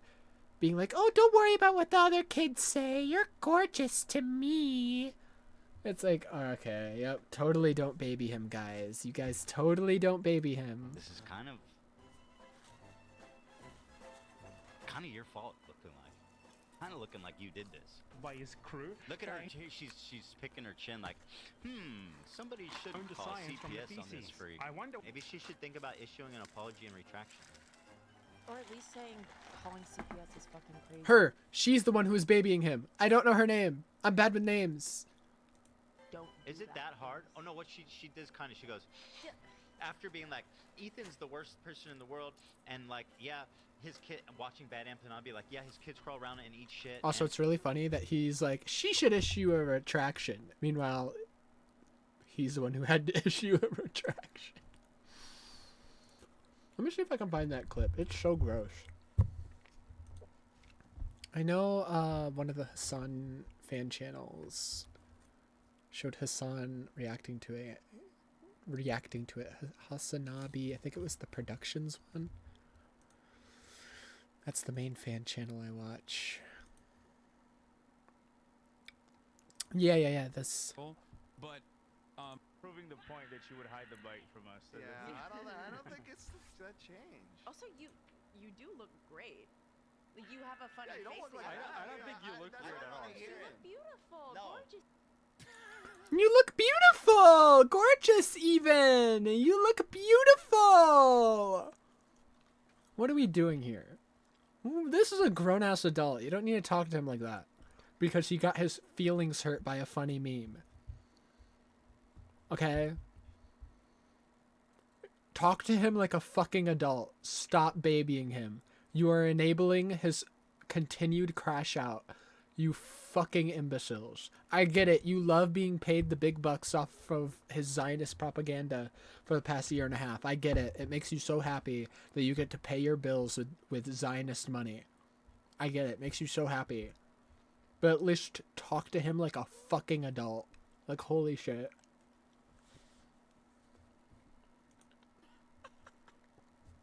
You look beautiful! Gorgeous! That's crazy, man.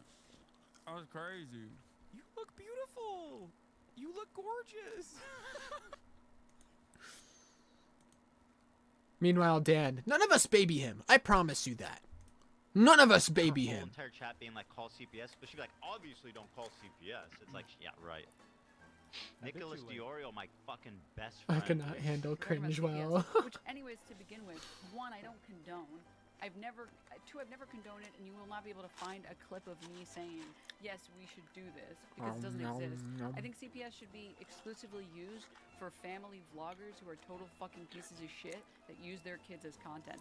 That he would throw away his friendship of 8 years in favor of a bunch of... Also, he's been making a lot of, like, really creepy, like, actually, like, obsessive stalker level Instagram stories about Ian and Anissa. Constantly talking about their sex life, being like, oh yeah, well, Ian's a fucking, was a virgin before he got with Anissa, so, there's that. It's like, oh my god. Oh, let me find this shit. It's so gross. It's like actually stalker level. I think if I go to Anissa's Twitter, it'll be there because she screenshotted a lot of them and was like replying to them. I know she does OnlyFans though, so I don't know if she posts any not safe for work stuff on her Twitter, so I gotta be careful. I don't think she does. Yeah, okay. It seems safe. Seems chill.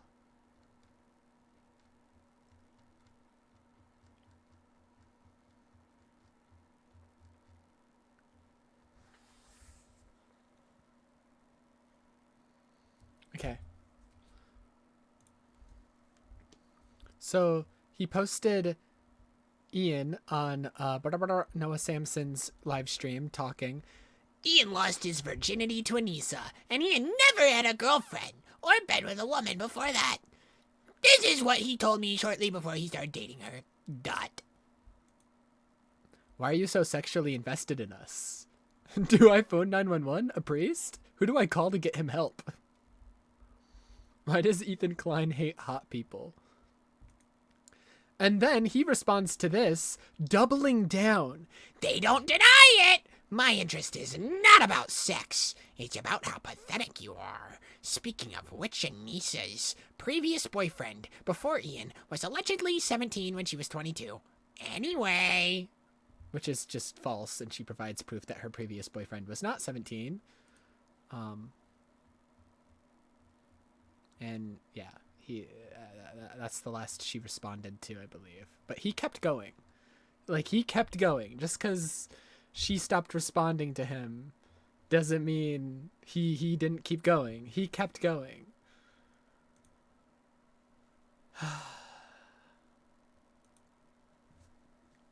You know, sex expert, sex god, Ethan Klein knows what a healthy sex life is.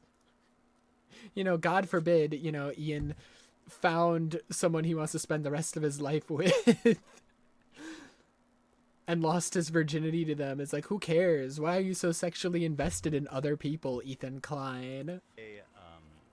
His friendship of 8 years in favor of a bunch of terrorist sympathizers who support CPS coming and taking my children away. And I didn't dream snarkers. that would be his position, doing what she did, being like, oh, let's call CPS. He's an abuser. He neglects his children. Like, we need to call CPS, etc., and not explaining why I'm actually angry. That it seems like she's directly responsible for CPS coming to my house in the morning and interviewing my children. You don't lie about people's kids and have CPS go to their house because somebody was mean to you. Do you not see how psychotically insane, how warped and broken your brain is? Holy... Master of other people being psychotic, Ethan Klein.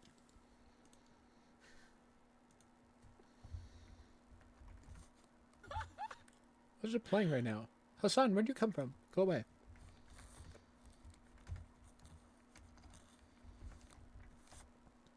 Where's this video? Oh, I can't find it. I was trying to find the edit that, like, Denims plays.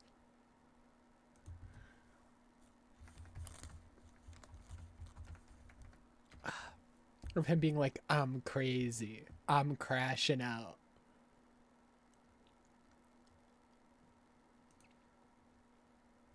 Oh my god, is this it? No, it's not.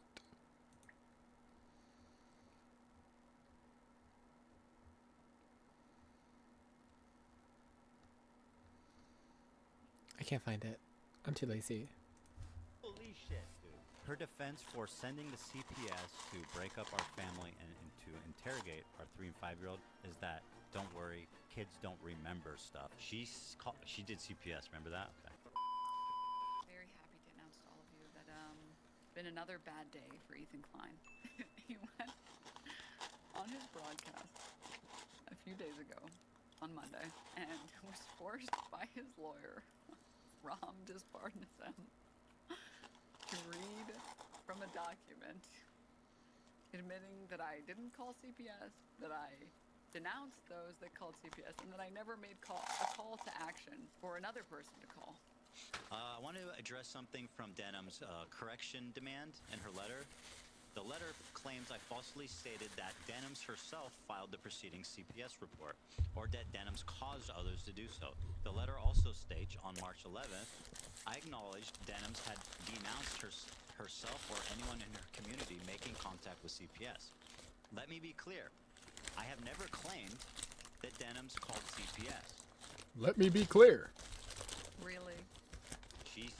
She did CPS, remember that? Right now, one. She did CPS. Saying she did CPS gives the same energy as, we fixed Medicaid, Jack. We fixed it. Blatant. We did it. We did Denham CPS. caused others to call CPS. I was gonna say that. And I do not believe Denham's made a direct call to action to her audience to contact CPS. Obviously, right? Never said that? Huh. Well, good thing he thinks it's We stupid did to even Medicaid. imply that. What is this? For the record, here is saying she did call CPS. What is this? Saying things Obviously. they don't mean for internet clout and attention. Bro, you were so smug. She did CPS, remember that? Okay, good. Right now, Wait, he almost said she did CPS. She did CPS. She did CPS. Oh, that's so funny. I don't get it. Like, how does this fan base not realize what the he's doing all the time? They can't be that stupid, right? Like, there's no way. No, they are. There is a way. There is a way. If you can believe it, there is a way. Sadly, Yes, they there are. is. I don't really understand it. Like, they're just like this kind of stuff. I can't believe this kind of stuff works. The best part about this, by the way, is like, I think he might have forgot that he said this, because in his podcast where he was responding to me, He amplifies stuff.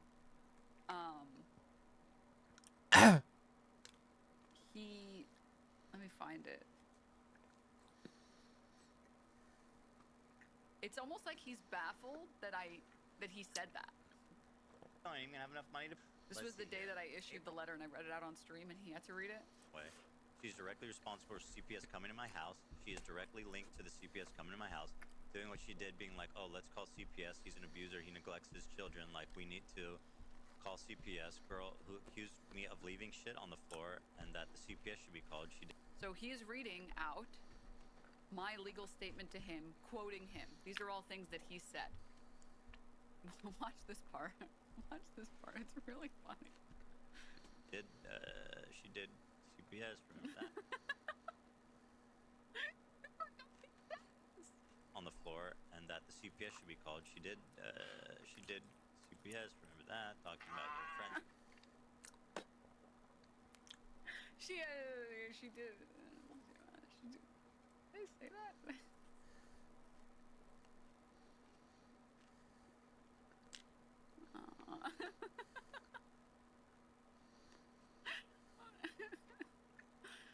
Oh God. Anyways, continuing. Okay. I have never implied that Denham's called CPS. Well. If my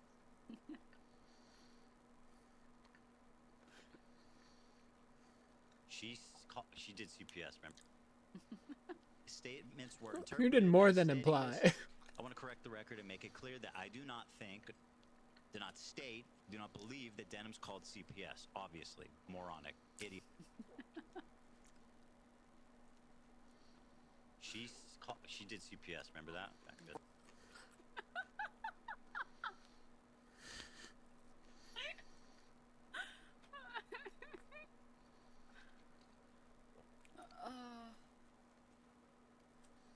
Here's another really good one, by the way.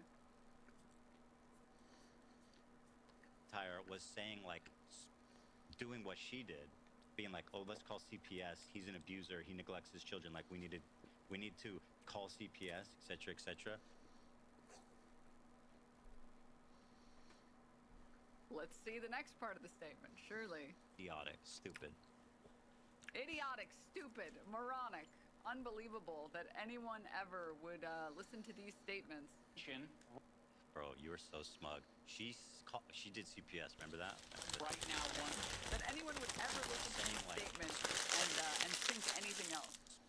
Doing what she did, being like, oh, let's call CPS. He's an abuser. He neglects his children. Like, we need to call CPS. Let me also address the point in the letter that I claimed Denham caused others to call CPS. I did not state, and I do not believe, Denham's made a direct call to action to her audience to contact CPS. Obviously, right? McIntyre was saying, like, doing what she did, being like, oh, let's call CPS. He's an abuser. He neglects his children. Like, we need to call CPS, etc., etc. I would be mad at you. Obviously. Moronic. Stupid. Idiotic. Obviously. Obviously. Obviously. Never said that? Can we just watch it again? Can we watch it again? I want to address something from Denham's correction demands in her letter. The letter claims I falsely stated that Denham's herself filed the preceding CPS report, or that Denham's caused others to do so. The letter also states, on March 11th, I acknowledged Denham's had denounced herself or anyone in her community making contact with CPS. Let me be clear. I have never claimed that Denham's called CPS. Bro, you were so smug. She did CPS, remember that? Okay, good. I have never implied that Denham's called CPS. If my She just needs like a button for it, like a soundboard. statements were interpreted as stating this, I want to correct the record and make it clear that I do not believe that Denham's called CPS. Obviously. Moronic, idiotic, stupid. Obviously, moronic, idiotic, stupid. Bro, Yeah, whoever so would say smug. that would be a real dumbass. She did CPS, remember that? Okay. Crazy. Let me also address the point in the letter that I claimed Denham caused others to call CPS. I did not state, and I do not believe, Denham's made a direct call to action to her audience to contact CPS. Obviously, right? Obviously. Idiotic, stupid, moronic. What she did, being like, oh, let's call CPS. He's an abuser. He neglects his children. Like, we need to call CPS, etc., etc. I would be mad at you. Obviously, stupid, moronic, idiotic. Never said that.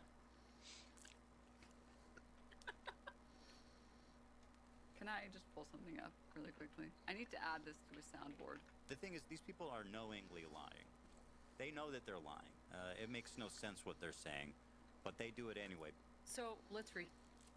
Makes no sense what they're saying, but they do it anyways. They do it anyways.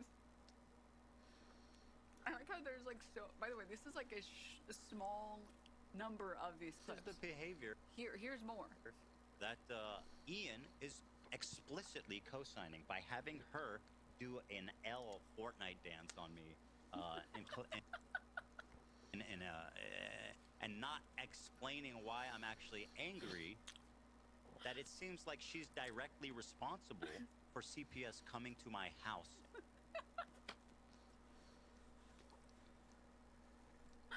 It makes no sense what these people are saying, but they're saying it anyways. Directly responsible. She did CPS. We need to call CPS, etc., etc. I would be mad at you. If Adam McIntyre was saying, like, doing what she did, being like, oh, let's call CPS, he's an abuser, he neglects his children, like, we need to call CPS. That shit's not funny. You're fucked. Okay, should I Yep. take legal advice from someone who doesn't even know the right yours to use? Should I hire this guy as my lawyer? Yeah, I don't know what Yes. universe Hire him. you're Hire living in. hire I that don't know what guy. universe you're living in where you think you can get on Give him a air and be job. like, "I Job never did provider, anything that's Denims. Very easy to prove because it's in my legal document to you. It's literally in my legal document. All of the instances, which you are almost like baffled by when you have to watch it back and you're like, Just like he was baffled by the actual number of Instagram posts he made about Hassan just in the past few months when Hassan brought that up. wait a minute. Did I say that? Wait, did I actually say that? Should you have a client who can't divide 10 by 10? Dumb, stupid, idiotic, moronic. Google, what's 10 by 10? 10 divided by 10. What? I don't get it. Oh, God. Anyways, Anyways. I do think it's really funny that his lawyer told him you have to go on air and say that you know that she didn't call CPS and that she never made a call to action to call CPS. You have to do this. At least to protect yourself legally a little bit. You have to make this statement. You have to do this. So he got on air and made this statement because he had to do it. Which is pretty funny. Maybe if I'm feeling up for it, we can watch the segment where this comes from. But even funnier than that was this part. After weeks of posturing, he's too afraid to debate me. I'll read. I don't want to watch this whole thing. It's like an hour and a half. Ah. Thank you, Ethan Klein. You are my best friend. Thank you. Thank you, Ethan Klein. Thank you.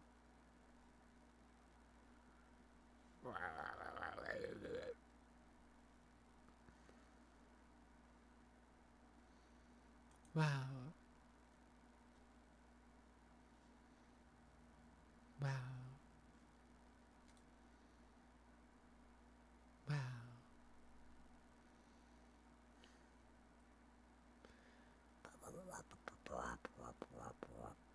What's this? Dragon Quest. You can't talk about JRPG history without starting right here. While a few early titles technically beat it to release, Dragon Quest is the one that set the blueprint for the entire genre.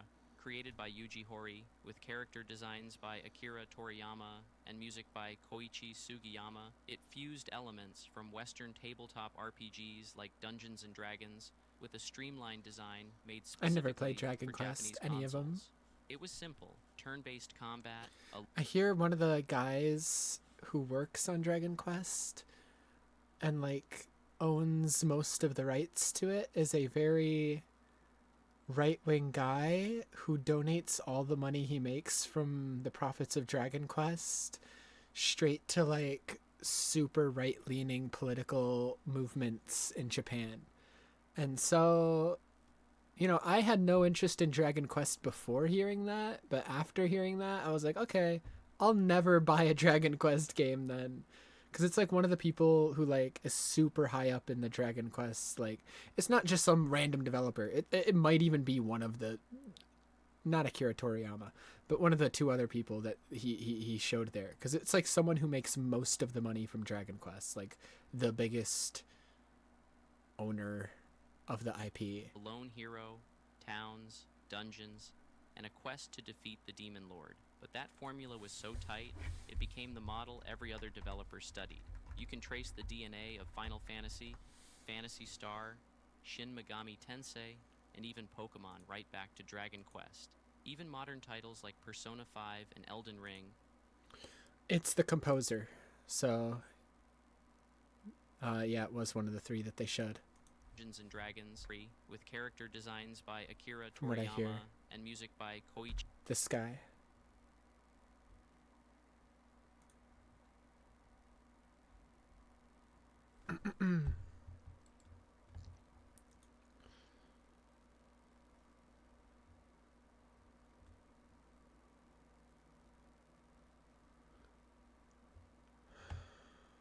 Yep.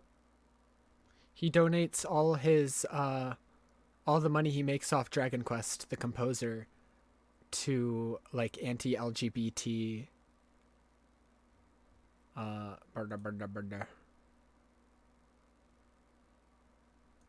organizations and stuff.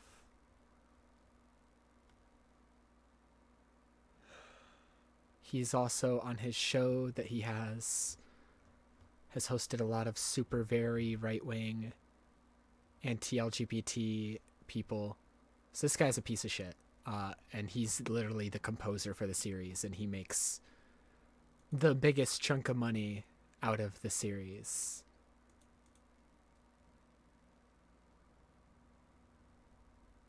And so literally by buying anything Dragon Quest related, you're directly giving money to him, and he's directly giving that money to those organizations.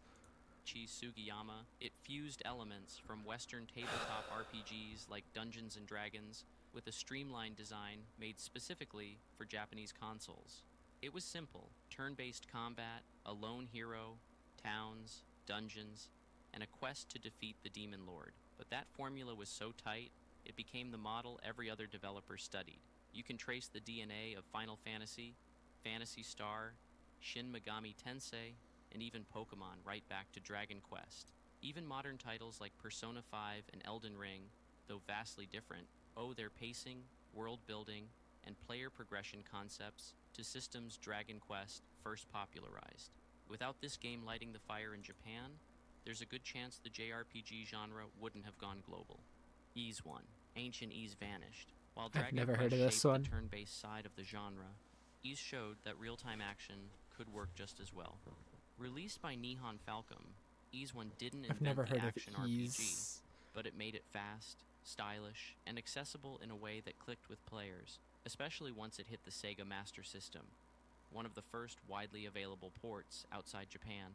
Instead of menus and turn counters, you played as Adol Kristen, bump attacking enemies in real time, while leveling up and exploring dungeons, fusing the combat freedom of Zelda with the stat-building systems of Dragon Quest. That blend of action and RPG mechanics laid the foundation for an entire subgenre that would eventually give us titles like Tales of Symphonia, Kingdom Hearts, 8, Lacrimosa of Dana. Ys 8? They're still making Ys games? I've never heard of Ys in my life. Real-time JRPGs are everywhere, and it's games like Ys that proved they could stand alongside the turn-based giants. I've never heard Final of it. Fantasy IV. Before Final Fantasy IV? What about the other Final Fantasies? IV, most JRPGs told stories in broad strokes. That's crazy. Good versus evil, hero versus demon lord. But Final Fantasy IV marked a turning Let's talk point. about the specific the moment one, I when guess. character-driven storytelling took center stage in the genre. Rather than just filling your party with interchangeable avatars, Final Fantasy IV gave each character depth and purpose. Cecil isn't just a knight, he's a conflicted dark knight. Depth He's and hot. purpose. Cecil isn't just a Cecil knight. isn't He's hot. just a knight, he's a conflicted dark knight, wrestling with guilt and identity, eventually transforming into a paladin in one of the most symbolic class changes in RPG history. Kain, Rosa, Rydia, Edge, they all have arcs, motives, and personal stakes. You weren't just grinding levels, you were watching actual people change and grow. It was also one of the first JRPGs to use its combat system to reflect narrative stakes. Characters would leave, die, return, and even change roles in the party depending on the story, unheard of at the time. And the plot? It threw everything at you: betrayal, redemption, long-lost family, and yes, a giant whale spaceship that takes you to the moon. Final Fantasy IV proved that JRPGs could deliver emotional storytelling on par with books or films, all while keeping players engaged through tight combat and exploration. It didn't just raise the bar, it redefined what storytelling in RPGs could be. Earthbound. When most JRPGs were set in medieval castles or sci-fi space stations, Earthbound did something unheard of. It told a story set in a quirky version of 1990s America. Instead of knights and dragons, you had baseball bats, ATMs, traffic signs, and enemies like hippies and possessed street signs. But under the weird humor and offbeat presentation was something surprisingly deep. You played as Ness, a young boy tasked with stopping an otherworldly evil. But Earthbound wasn't really about saving the world. It was about growing up. Along the way, you make friends, face fears, and deal with themes like isolation, identity, and courage. Even its final boss, a surreal, disturbing moment of abstract horror, reflects how far the game strays from typical JRPG tropes. While it flopped in the US during its initial release, Earthbound became a cult classic, especially with the rise of the internet and emulation. Today, it's considered a creative milestone, inspiring countless indie games like Undertale and becoming a permanent part of JRPG culture. Pokemon Red and Blue. When Pokemon Red and Blue launched on the Game Boy, they didn't just become a hit, they redefined what a JRPG could be for an entire generation. Pokemon made RPG mechanics simple, addictive, and, most importantly, social. Players weren't just exploring a world and leveling up creatures, they were trading, battling, and comparing teams with real-life friends thanks to the link cable and dual version release. You had turn-based combat, elemental types, party management, all JRPG staples, but with a kid-friendly twist that was accessible without being dumbed down. Pokemon took the genre out of niche corners and launched it into global mainstream success, especially in the West. Even more impressive, it wasn't just a game, it was a cultural movement. The anime, trading cards, toys, and merchandise empire that followed made Pokemon one of the most profitable franchises in entertainment history. And it all started with 2 8-bit cartridges and 151 tiny monsters. Final Fantasy VII. When Final Fantasy VII released in 1997, it didn't just raise the bar, it obliterated the ceiling. Before Final Fantasy VII, JRPGs were mostly niche outside of Japan. But with a massive marketing push, full 3D graphics, and a story that felt bigger than anything else on the market, it became the first JRPG to truly go global. Sony's partnership with Square to bring the game to PlayStation instead of Nintendo 64 was a massive shift, and the game's cinematic storytelling made it feel like a blockbuster movie. Cloud's story, his identity crisis, tragic love story, and fight against Sephiroth. Yeah, Final Fantasy VII was like the beginning of like PlayStation becoming the place you go to for JRPGs. Because like obviously PlayStation was like just starting out, and like JRPGs were, you know, before PlayStation was even a thing, were like always notoriously like, oh, on like Nintendo consoles or like even on handhelds. From the PlayStation 1 and specifically Final Fantasy VII onward, JRPGs would usually, while also being on other consoles, would have most of their popularity be on like PlayStation A lot of them even being exclusive to PlayStation for a long time. Like most of the Final Fantasies for a long time were PlayStation exclusive. Most of Square Enix's IPs became PlayStation exclusive at that point. It was like PlayStation just became the JRPG system, which is not really something that they are anymore, but yeah. And then it also was like a change in just the Final Fantasy series in general. Whereas everything before 7 in the Final Fantasy series is like very typical fantasy shit. Not very typical, like there's obviously super unique stuff about them. But what I mean by that is like there's like castles and crystals and wizards and magic. And that's not really a thing in Final Fantasy 7. In Final Fantasy 7 you're in a city. You're in a very modernized world, and most Final Fantasies after 7 would be in a similar setting to that, would be in very modernized worlds with like cities and electricity or like stuff equivalent to electricity. Which is why a lot of people were really excited for Final Fantasy 16 because it was like the first one in a long time that was like back in like medieval days with like magic and like wizards and castles and shit like that. But yeah, I haven't played most Final Fantasy games, so I'm not an expert in any of this by any means. But Final Fantasy 7 was like super different, and I remember hearing that like when I started to first get into Final Fantasy games, I remember hearing that Final Fantasy 7 was really the first Final Fantasy where Final Fantasy fans started to be like, this isn't Final Fantasy anymore. And they do that with like every new Final Fantasy. They're like, this one is too different. It's not Final Fantasy anymore. They've ruined Final Fantasy. This Final Fantasy isn't a real Final Fantasy game. But 7 was like the first one that really happened to. And it's happened to like every single game since then. Final Fantasy fans are the biggest haters of Final Fantasy games. They will pick one Final Fantasy game they like because like each Final Fantasy game is in like in its own little world, its own universe, its own characters, its own vibe, its own everything. They'll pick one Final Fantasy game they like and then they'll hate all the other ones.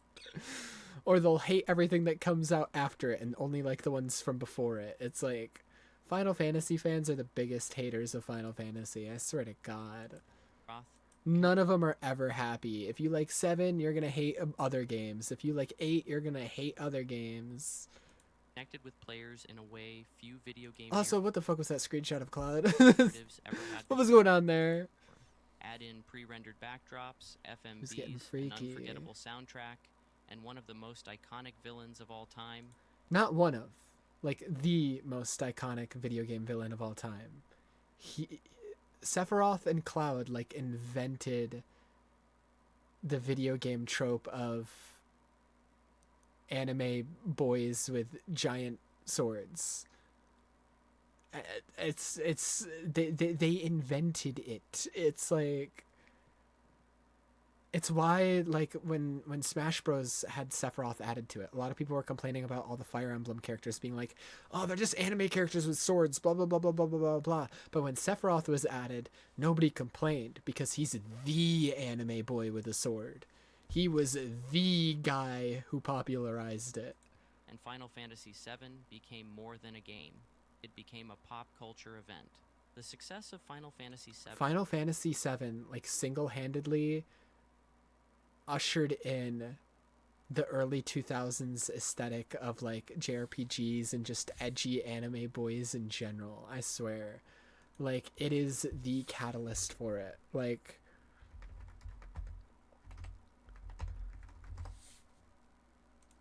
Kingdom Hearts wouldn't look the way it does and wouldn't have the aesthetic it does if not for Final Fantasy VII.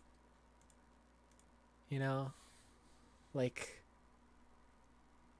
this shit.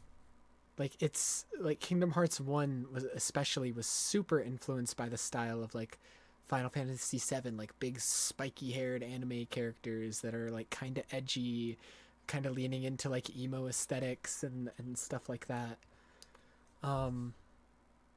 Versus 13, which, you know, was starting development in like the 2000s.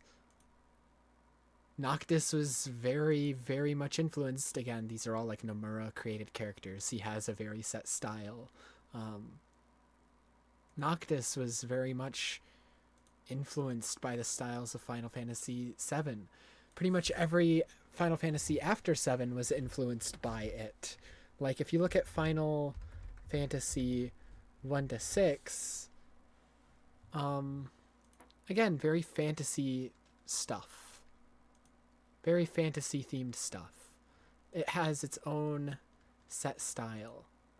But if you look at Final Fantasy VIII, literally the one right after it, immediately, like, drawing from the very, like, emo early 2000s aesthetic that FF7 ushered in.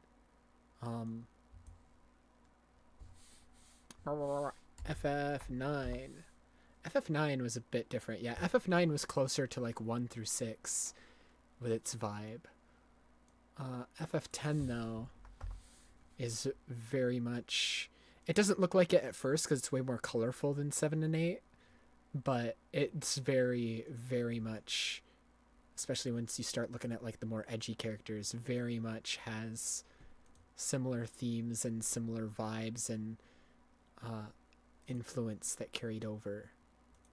So 7 was like a turning point for many, many reasons, and was like the catalyst for like the entire aesthetic of edgy anime boys with swords in like the early 2000s that was like all over the place. 7 not only launched JRPGs into the Western mainstream, but also helped establish video games as a serious narrative art form. It paved the way for future localizations, anime-style stories in global markets. We don't need to include Genshin. Like, its story is ass. And even the rise of RPG storytelling expectations in Western studios. It's not just that people remember it, it's that the entire gaming industry changed after it. Persona 3. Persona 3! By the mid-2000s, JRPGs were still trying to evolve beyond medieval worlds and stoic chosen ones. Then Persona 3 came along and said, what if your party were teenagers who summoned demons by shooting themselves in the head? And somehow yeah, what if? It worked. Persona 3 fully... To be fair, though, even long before Persona 3, like, Persona 3 is definitely like a huge turning point for Atlus. It was like one of their like first huge popular games in the West, especially. Even long before that, Atlus was already solidifying itself with like SMT and all their like properties before Persona 3, as like all of their JRPGs take place in like high school or like just modern day Japan or like a post-apocalyptic Japan or whatever, depending on the setting of the game. They like never really made, not never, but like would rarely ever make like traditional fantasy JRPGs. Like, if you wanted JRPGs that took place in just, like, a city or, like, a school setting or, like, just any setting that wasn't the typical fantasy setting, Atlus was, like, the ones doing that with, like, Shin Megami Tensei and all that shit. Persona 3 was, like, just the first one that was, like, popular in the West. And, yeah. Happy face. Embraced the genre-blending idea of mixing turn-based dungeon crawling with high school life simulation. Players didn't just fight shadows in the Midnight Tower Tartarus. It is the first one that had that life simulation aspect, though. Like, it is the one that introduced all of that stuff, so. Class, joined clubs, formed friendships, and managed their daily life like a modern slice-of-life anime. This balance between normality and darkness was what made Persona 3 darkness! feel so real. What? What was that image? Changed everything. Building relationships wasn't just for flavor. It directly impacted your ability to view stronger personas, making your social and combat progress feel interconnected. Combined with its slick UI, hip, J-pop inspired soundtrack, and bold use of death and existential themes, Persona 3 made JRPGs feel cool, personal, and culturally relevant. It redefined what the genre could be. especially for younger players who wanted stories. I don't think grounded in the younger present day. players should play And Persona without 3. I'm Persona gonna be 3 honest. breaking I don't think younger you players don't should be get playing Persona that. 4 and 5, or half of the anime-influenced RPGs that followed in its footsteps. Xenoblade. Yeah, pretty much every anime RPG these days that isn't like in a fantasy setting is just trying to be Persona. So many of them are just trying to be Persona. Chronicles. To understand why Xenoblade Chronicles is historic. I want to play Xenoblade Chronicles games, but I just don't have time. There's so many other games, and Night Rain comes out in like 5 fucking days. Historically important. Now that I'm caught up with Devil May Cry, now the next game I want to catch up on is Ghost of Tsushima, so I can play Ghost of Yotei later this year when that comes out. But after that, it might be the Xenoblade trilogy. I'm not going to worry about playing the spin-off with like the weird mechs. Xenoblade Chronicles X. I don't really care to play that one, but I'll play like the trilogy, Xenoblade Chronicles 1, 2, and 3. Because I've heard nothing but good things. Important. You have to look at the JRPG landscape of the early 2000s and 10s, a time when many developers were struggling to keep up with the transition to HD consoles. While Western RPGs like Skyrim and Mass Effect were pushing open-world storytelling and cinematic scale, most JRPGs were either playing it safe or floundering to adapt. Crazy. Then along came Xenoblade Chronicles, a game that not only stayed true to the genre's emotional core and character-driven narrative, but also dared to innovate where others stalled. Built for the Wii, a console not known for massive RPGs, Xenoblade delivered a genuinely expansive world, with seamless exploration, dynamic questing, and real-time strategic combat that rewarded positioning and party synergy. Its story wasn't just another JRPG anime adventure, it was a deeply philosophical journey across the bodies of fallen gods, exploring fate, free will, and the nature of existence. It felt modern without abandoning what made JRPGs special. Tight parties, emotional arcs, and mythic stakes. Xenoblade proved that JRPGs could evolve, not by copying Western design, but by reimagining themselves. And with its eventual success leading to sequels, Smash Bros. Representation, and even the resurrection of Xeno as a flagship Nintendo brand, it revitalized a corner of the genre that had been fading fast. Dark Souls. It might Dark not look like Souls! your typical JRPG, and it certainly doesn't play like one. But make no mistake, Dark Souls is one of the most influential Japanese RPGs of all time.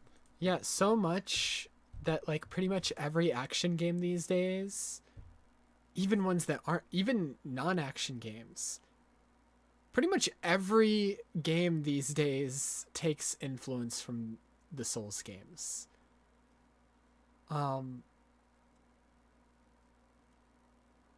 Even ones that you wouldn't immediately think of. The God of War soft reboot, God of War 2018, the creators for that game said that like when they were like making a new combat style for God of War 2018, one of their main influences were the Souls games. And you can't really immediately see it, but like if you think about like how checkpoints work in that game, you can kind of see it. Even most recently, Clair Obscur, not a Souls game at all, but the way heals work and checkpoints work in that game is directly influenced by Souls games. It is to the point where most action games, in like the 2000s and 2010s, most action games were very influenced by Devil May Cry. They were like super high-paced hack and slash, action combat focused on combos and flashy moves and stuff. Nowadays, most of them are influenced by Souls games, even if they're not as hard as Souls games or as directly and upfrontly and influenced where it's like super obvious. There's still a lot of like their mechanics and identity and DNA that just wouldn't exist without Souls games. Developed by From Software and directed by Hidetaka Miyazaki, Dark Souls combined elements of traditional RPGs, stats, classes, equipment builds, and deep lore, with punishing combat, cryptic storytelling, and environmental world building. The result was a game that didn't just challenge the player's skill. Like, it but is also- so influential, the Souls games, that most people don't even consider them JRPGs. They created their own genre. Souls games. Souls-likes. People don't even refer to them as JRPGs or RPGs or anything like that. They just refer to them as Souls games, Souls-likes. Because that's how influential they were, that they created their own genre. Their understanding of the world itself. At a time when games were becoming more guided and hand-holding, Dark Souls went the other direction. It expected you to learn, fail, explore, and grow on your own terms, and it worked. The game's impact was so massive that it spawned an entirely new subgenre, the Souls-like. That's what I just But it goes said. even deeper than that. Dark Souls shifted the mindset of modern game design. Suddenly, difficulty wasn't a flaw, it was a feature. Storytelling didn't have to be in cutscenes. It could be in item descriptions, enemy placement, and the architecture itself. It influenced everything from indie games to AAA blockbusters, and to this day, echoes of its systems and philosophy. Yeah, literally the biggest Star Wars games to come out in recent time are Souls games. Like, it is... AAA blockbuster. Every modern action game is in some way, even if in just the smallest parts of its DNA, has echoes of the Souls genre. And to this day, echoes of its systems and philosophy can be seen in titles like Hello? Elden Ring, Did I Neo, pre-watch this Hollow shit? Knight, God of War Ragnarok, and Did I pre-watch this shit? I mentioned God of War. That's Zelda Breath crazy. of the Wild. You could argue it's the most Did I influential pre-watch this? JRPG of the modern era, even if most people forget. it's Heavy technically one at all. pre-watch. Near Automata. We wrap up this timeline of genre-defining JRPGs with a game that didn't just challenge expectations. It ripped them apart and rebuilt them into something bold, strange, and unforgettable. Near Automata, developed by Platinum Games and published by Square Enix, is a perfect example of what happens when a JRPG stops trying to follow trends and instead fully commits to creative risk. On the surface, it looks like a sleek, fast-paced action RPG. And yes, it delivers Platinum's signature combat with style. But beneath that is a layered, emotionally devastating story about humanity, identity, and purpose, told through the eyes of androids who aren't even sure what they're fighting for. The game boldly explores philosophical questions rarely touched in games, asking what it means to be alive, what makes suffering meaningful, and whether free will is even real. But Nier Automata's brilliance isn't just in its writing, it's in its structure. The game requires multiple playthroughs to see the full story, with each route flipping your perspective on It's interesting that he's using automata, because the reason I was staying silent is because I was like, okay, well, what reason is he using automata? Pretty much every reason he's saying automata is like influential, the first Nier game did first. Pretty much every single thing he has said so far, Nier Replicant did first. And I'd argue did it better in some ways. Not to diminish Automata. Automata is still like a 10 out of 10 game. Replicant did it first, and I prefer Replicant. So, like, come on. What the fuck? everything you thought you understood. I feel like he's only using Automata because it's more popular. Which, whatever. What starts as a high-speed hack-and-slash Whatever. RPG slowly Fine. morphs into a bullet hell shooter, a text adventure, and finally a deeply The text emotional adventures and bullet hell aspects and like side-scrolling aspects are all in the original Nier. meta-narrative that breaks the fourth wall in a way no other mainstream JRPG ever has. Okay, that's fair. Ending E. Those who know, those who know, those who know. It's weird, it's risky, and it's unforgettable. In a time when many thought JRPGs had run out of ways to surprise us, Nier Automata proved the genre still had the power to innovate, evolve, and make us feel things It's we why, didn't expect. despite how much I do like a lot of aspects of the Nier anime, they made an anime of Automata, and there's like a bunch of like anime original scenes in it that like I think are really cool, those anime original scenes. But for the most part, I think the anime is worthless because you cannot do ending E in any format other than a game because of the required fourth wall break and required input and sacrifice of other players.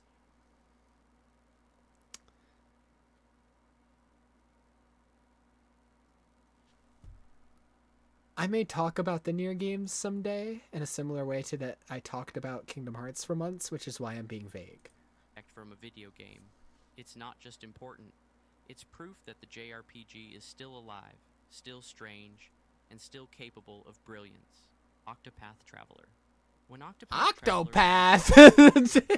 Okay, it's probably going to be talking about the visuals. To be fair, yeah, Octopath Traveler has like spawned in like a resurgence in like pixel art JRPGs with like it's like 3D hyper stylized pixel art that it has in 2018. Like there's so many JRPGs that come out with a pixelated art style that look like Octopath Traveler now. So that's fair, actually.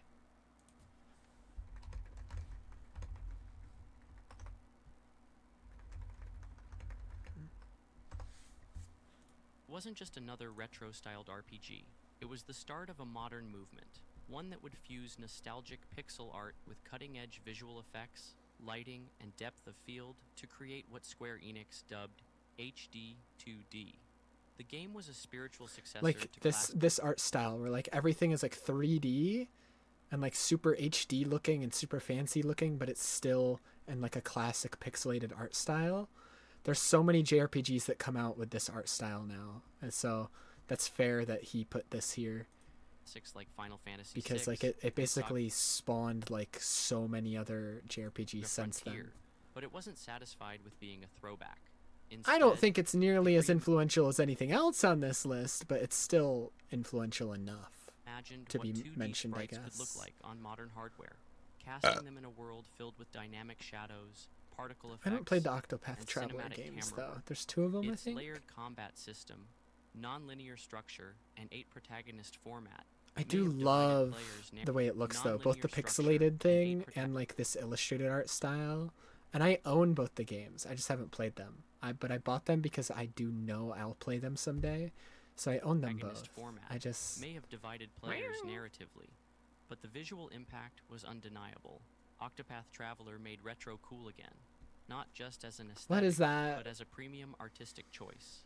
The response was so strong that it kicked off a full HD 2D renaissance. Remakes like Live Alive and Dragon Quest III adopted the style. New titles like Triangle Strategy expanded its storytelling depth. It gave small teams and traditionalists a fresh way to innovate within constraints, offering modern fidelity without abandoning 2D design.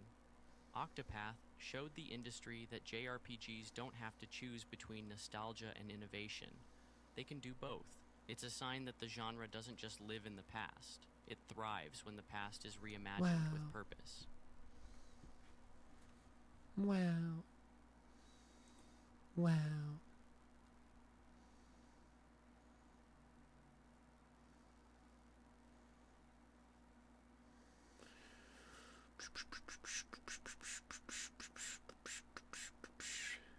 Good video.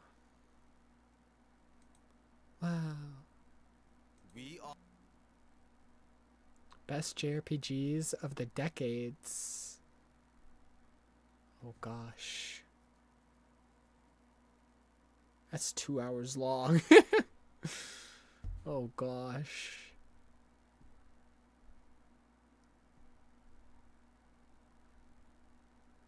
The best thing about each Kingdom Hearts game? Kingdom Hearts, the series that somehow convinced us that a giant key could be the ultimate weapon. It is, though. It's so cool. That Goofy and Donald Duck could be our most stalwart allies in an they're my best friends in real life. Against darkness. And that, yes, it's perfectly normal to cry over the fates of characters with names like Xemnas and Ansem. Mansex? Yeah, I'm gonna cry over Mansex. Today, we're taking a journey through the heart-shaped moon and back as we visit each entry in the beloved Kingdom Hearts series. I'm Blast, your guide on this magical journey, your very own Jiminy Cricket, if you will. And No, before you ask, there won't be a quiz at the end of the video to see if you finally understood the plot of Kingdom Hearts. I'm not that cruel. Instead, we're It's here not to that celebrate confusing, what I makes promise. each game so special, so unique, so Thank God, no Kingdom quiz. Hearts. Kingdom Hearts, a title that, like its Keyblade-wielding protagonist, managed to unlock a unique and delightful fusion between Disney's vibrant worlds and Square Enix's grand storytelling. And if you're like me, someone who has grown up playing Final Fantasy games and watching Disney shows and movies, then the discussion ends here. Just shut up and take my money. It's hard to forget the sheer joy of that initial foray into Traverse Town. The thrill of the first So what's the real-time best action thing? RPG combat system Square Enix had ever Just this pulled combat off. system. As you battled your way through heartless hordes with your trusty Keyblade. And the boss battles, they were a spectacle to say the least, taking us on a wild ride across a cascade of Disney and Final Fantasy inspired worlds. Plus, who could forget the heartwarming, tear-jerking tale of friendship that tied everything together? The charming bond between Sora, Donald, and Goofy. Not to mention the shock and awe of that plot You twist tripped. near the end. Ahem. No spoilers, of course. The game's from 2002. For I'm pretty sure if people cared, I don't think there's many people out there who are avoiding KH spoilers still, is all I'm saying. Now that we've established that this series is a combination of both Disney and Final Fantasy, both masters of creating musical masterpieces, it's fair to say that each installment moving forward consistently pushes out hit after hit in every one of these releases. That's right, even outside its mainline releases. There's no such thing as games outside the main line. You have to play them all to understand the story. Get fucked. Anyway, even after all these years, Kingdom Hearts remains a crowning jewel. Its magic is unspoiled and its charm undiminished. Kingdom Hearts Chain of Memory. Wait, I'm confused. The best things about each Kingdom Hearts game. What was the best thing about one? I watched that whole thing and I didn't get an answer. Just the fact that it exists, I guess? I'm confused. Ow!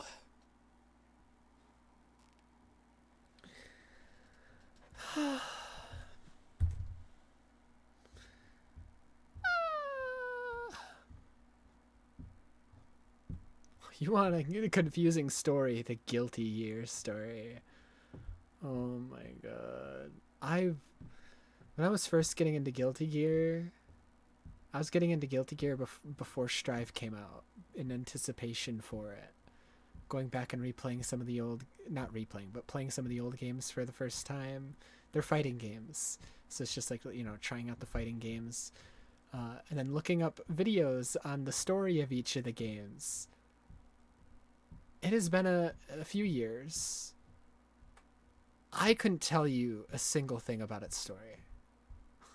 I really couldn't. It's so... It is probably the most confusing story I've ever experienced in my life.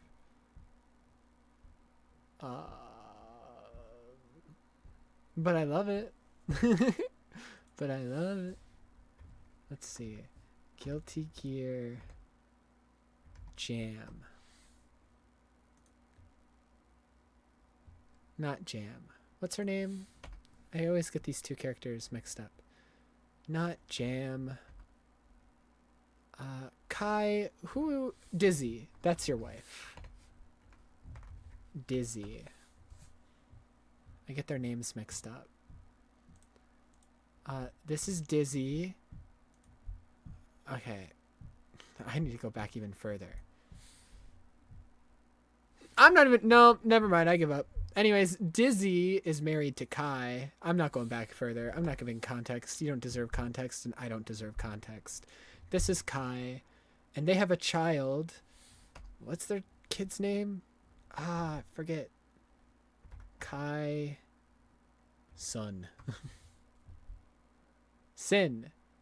Sin, I believe, is like 4 years old. 3 to 4, 5 in the newest game. And he looks like this.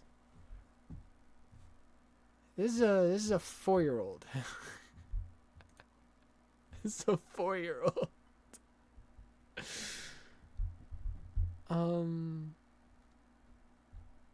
Yeah. Yeah. Yeah.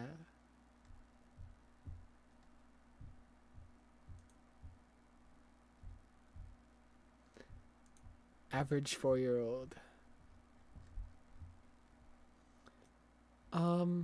Guilty Gear. Oh, what's the whale? Okay, so this is a character from an old Guilty Gear game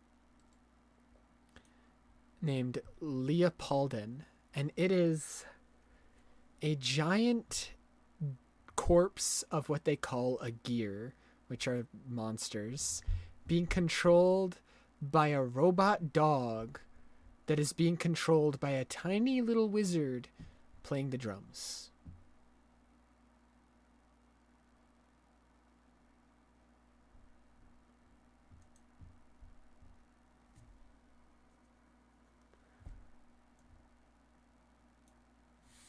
I love Guilty Gear. It's so normal. It's so normal.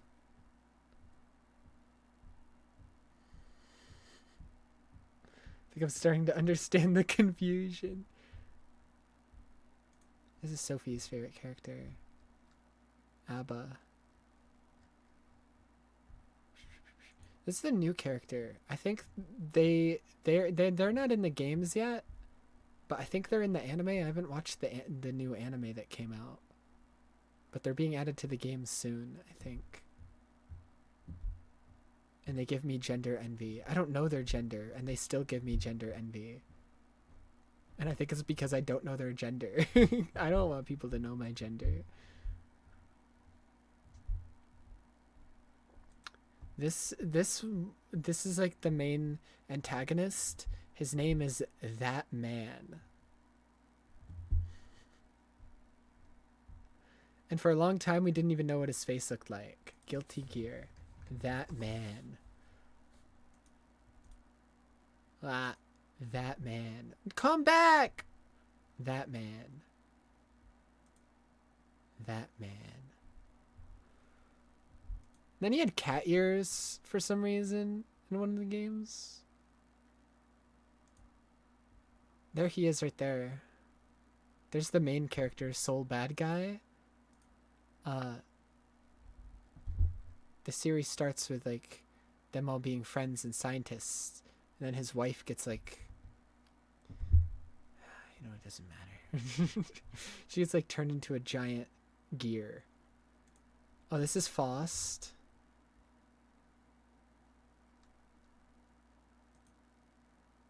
He started off as this weird bald guy, then he became a doctor with a bag on his head.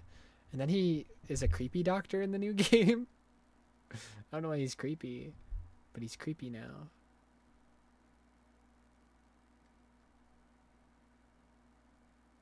Oh, this is Bedman. Well, Bedman question mark, because Bedman is gone. This is just the bed and then Bedman's sister.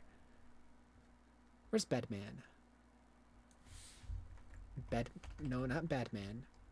Bedman. Here's Bedman. But in the new game, the bed is like all broken, and then it's his sister on the bed. But this is Bedman. He's a man on a bed.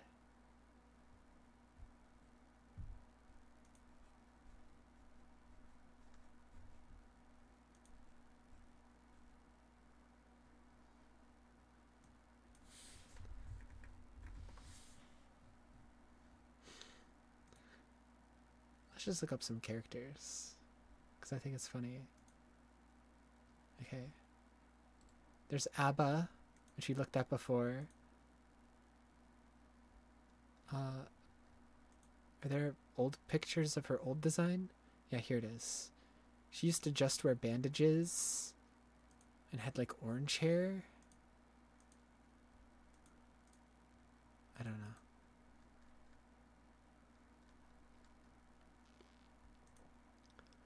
Anji Mito? Who's this? Oh, it's the fan guy. I forgot about him.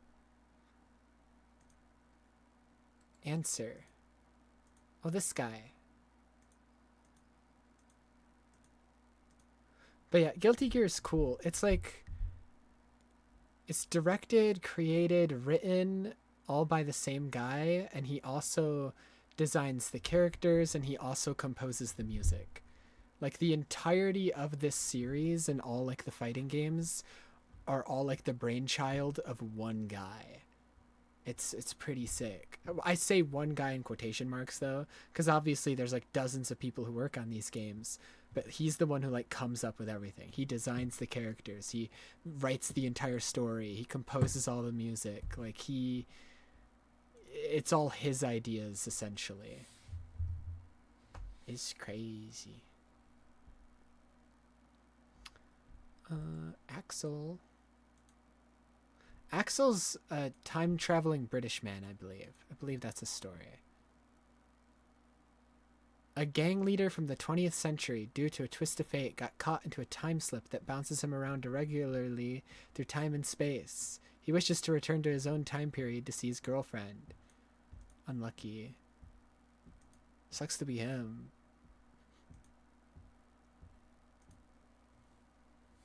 Yeah, Guilty Gear is great.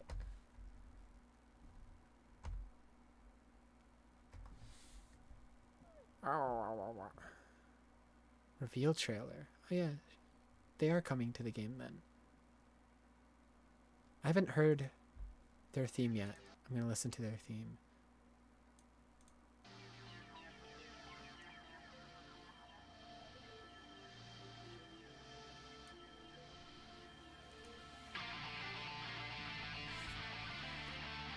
Can't believe this album comes with a game.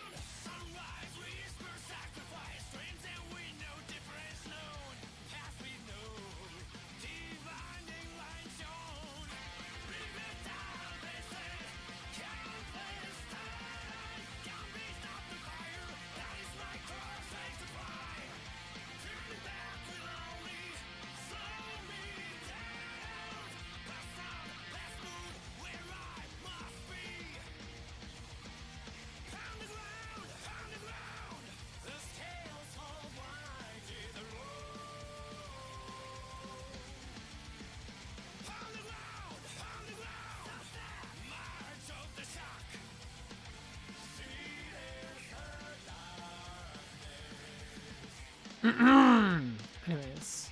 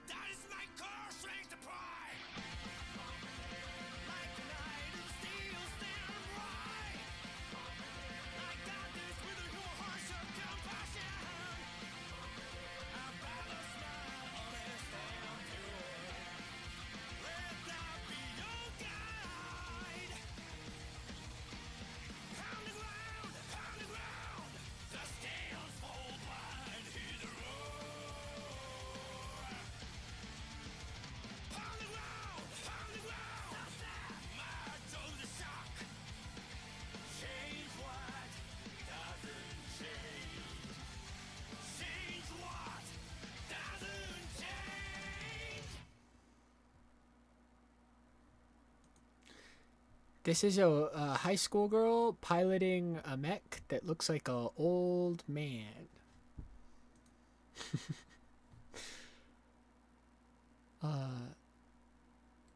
This guy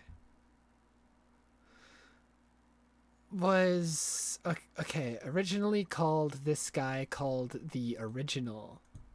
And he's like the guy who discovered this place called the Backyard, which is like an alternate world, and he used it to introduce magic to humanity, created the Tome of Origin, hoping that mankind would never stumble upon its power, and barred the path to the backyard, blah, blah, blah, blah.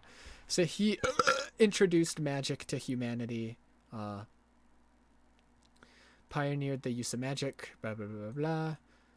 History, first and strongest magic wielder, surpassing even that man, the main antagonist.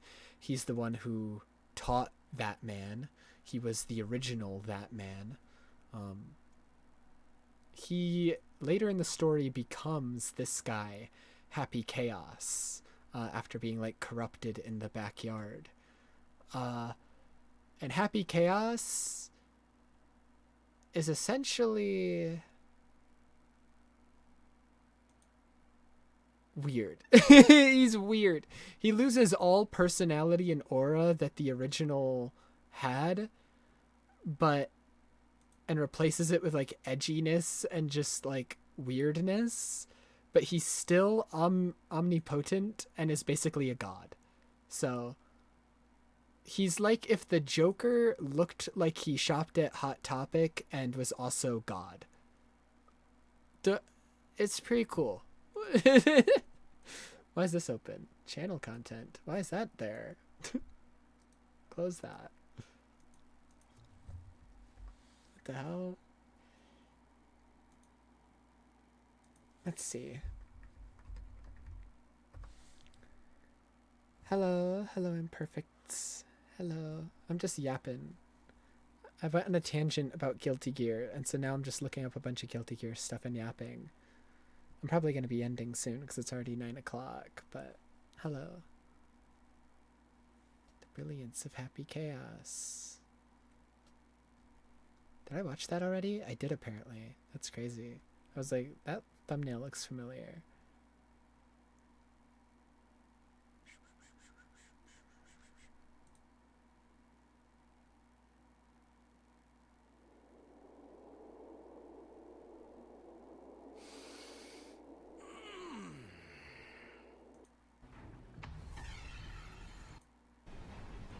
Because I'd like to see what's going on. There's no way you'll believe me when I say this, but I'm really hoping you guys win. Because I'd like to see you again. Okay.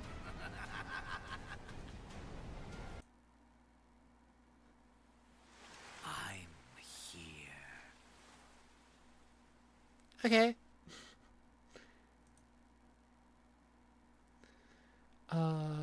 Hold on. Reopen that Happy Chaos thing. Not you. Hot Topic Joker.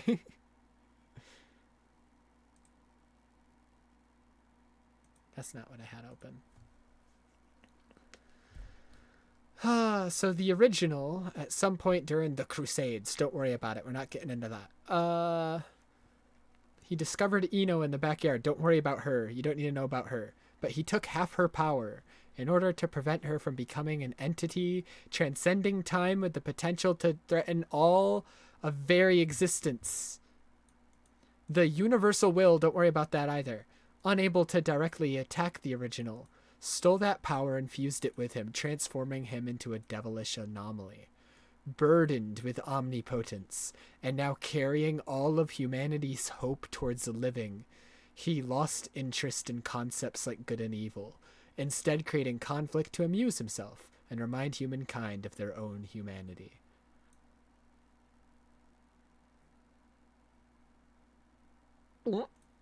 Anyways.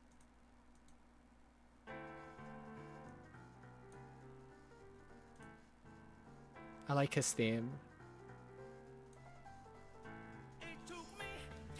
Ah!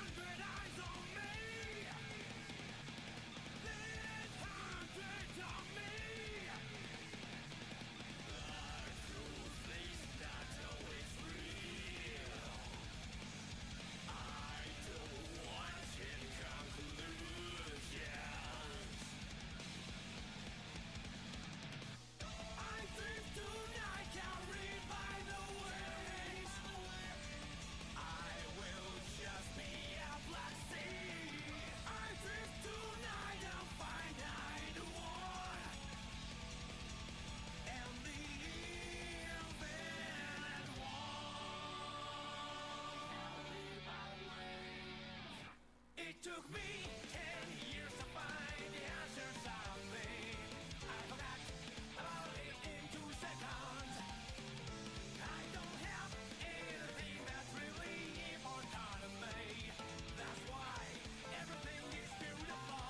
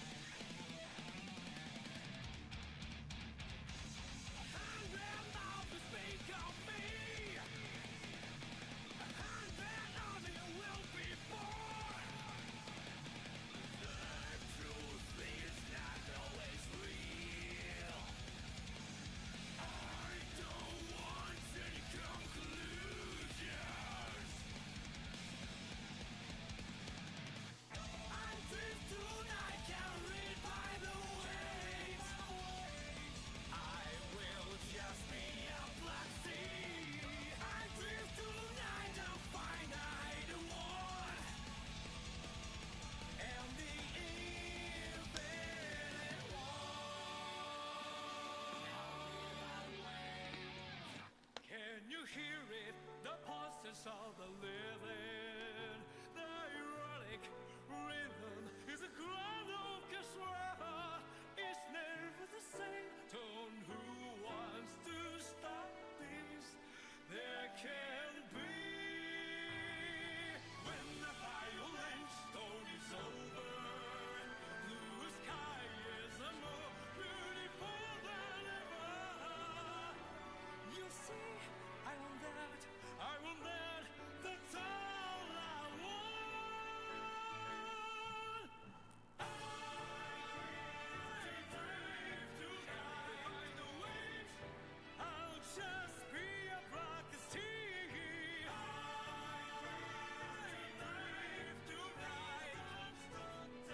Please don't stop the flow. I drift tonight with wandering curves. I will be a vast universe. I drift tonight, a finite world. A finite one and the infinite one.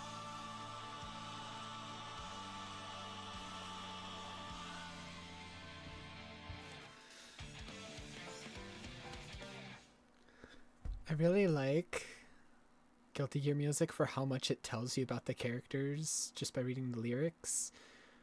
I love this part because it gives you a little glimpse of like the original still being in there somewhere, even if like on the outside he's like now this crazy demon god person.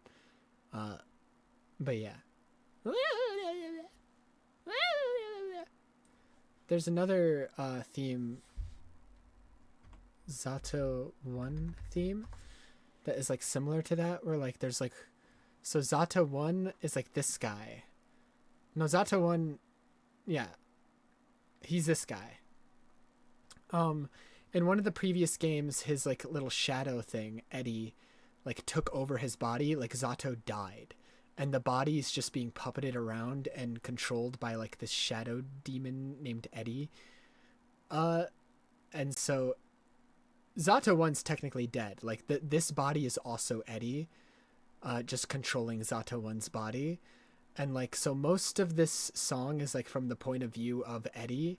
And then there's like one part at the end that is from like the point of view of Zato 1, hinting at like, oh, maybe he's still in there despite literally dying.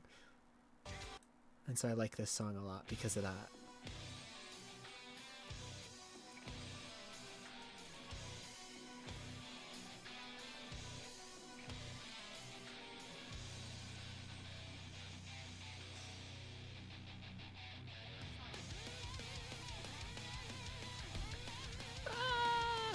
My knees.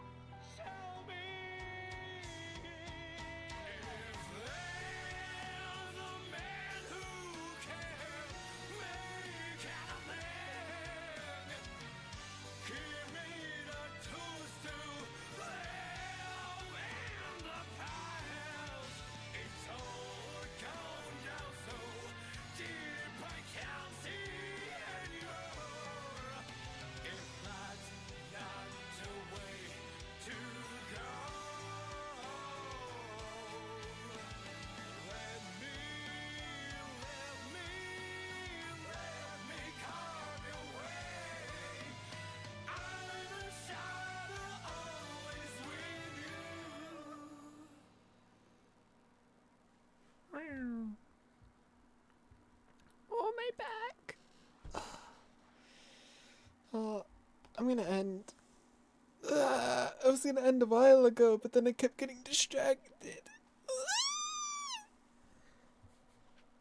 It's fine.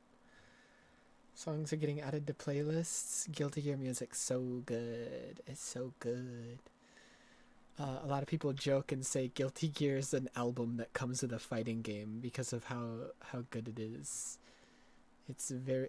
I need to show one more. I need to show like the main theme for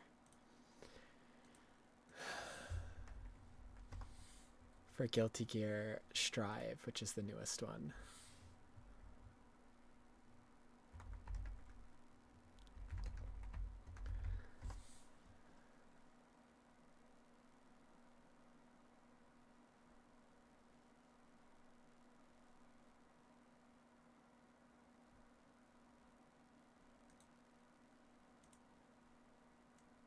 Okay. This is at this right here.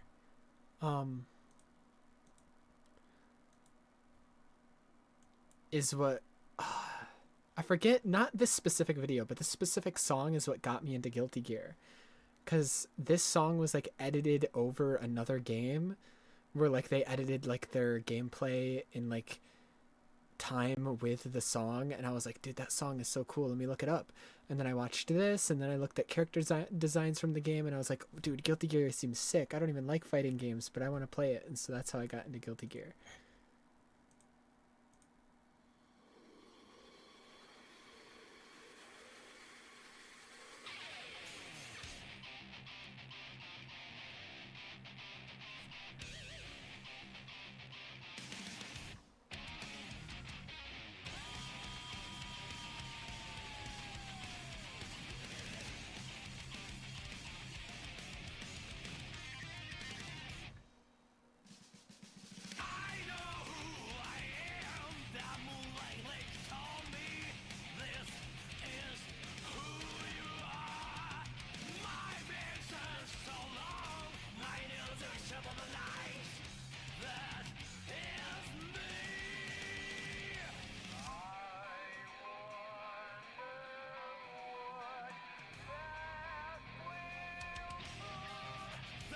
Bullshit blazing, still my heart is blazing. If the world kill me, I don't need a new one under you. Soon you will know. We already know the smell of the game.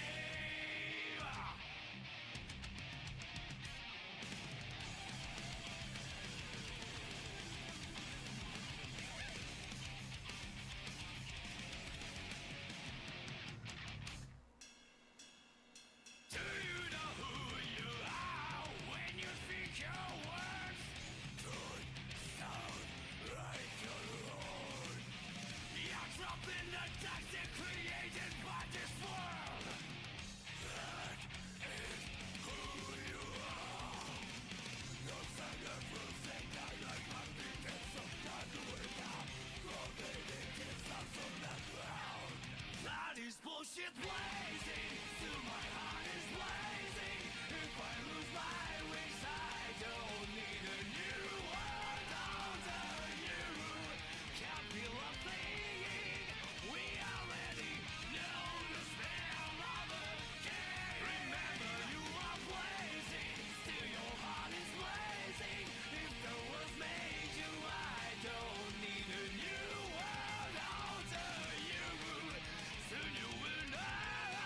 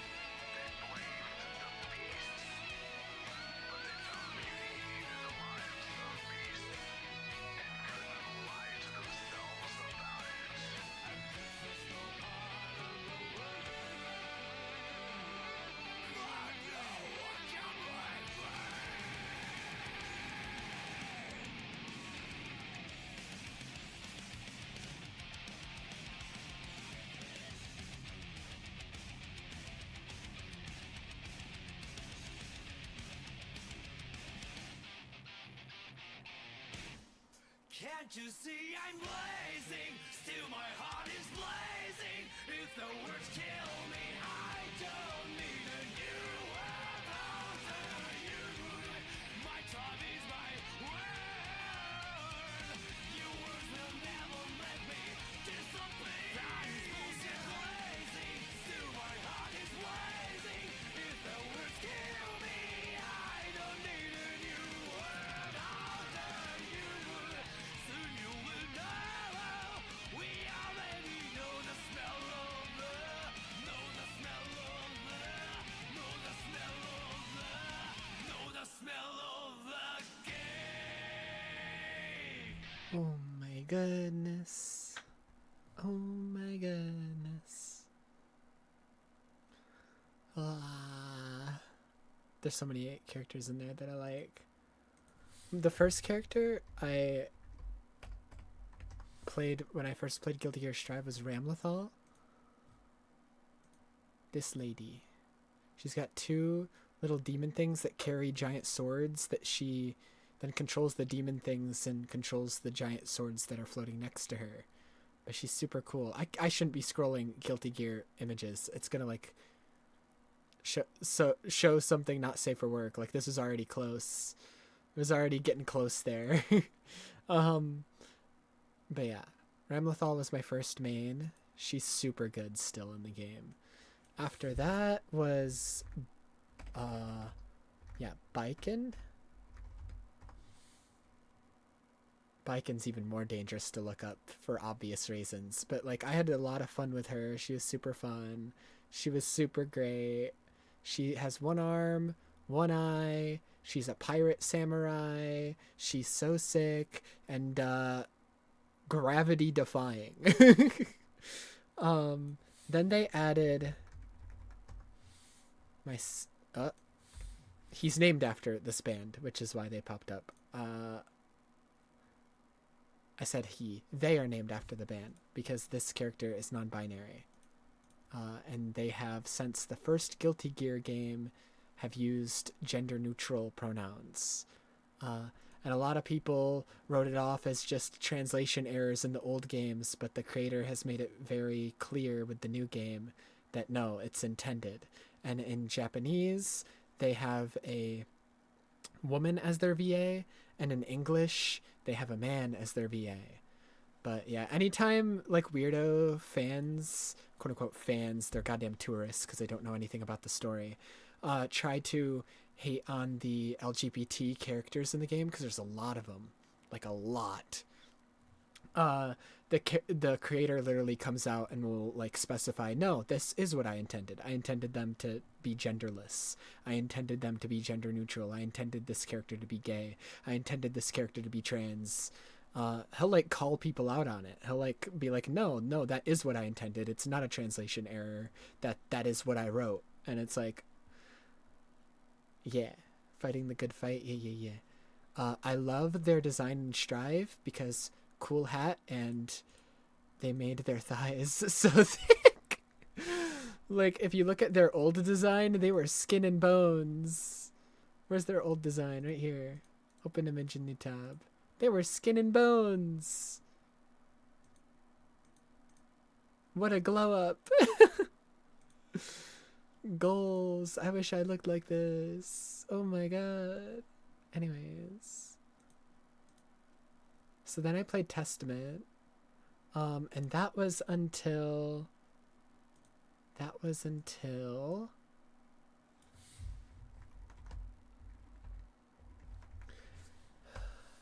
Bridget.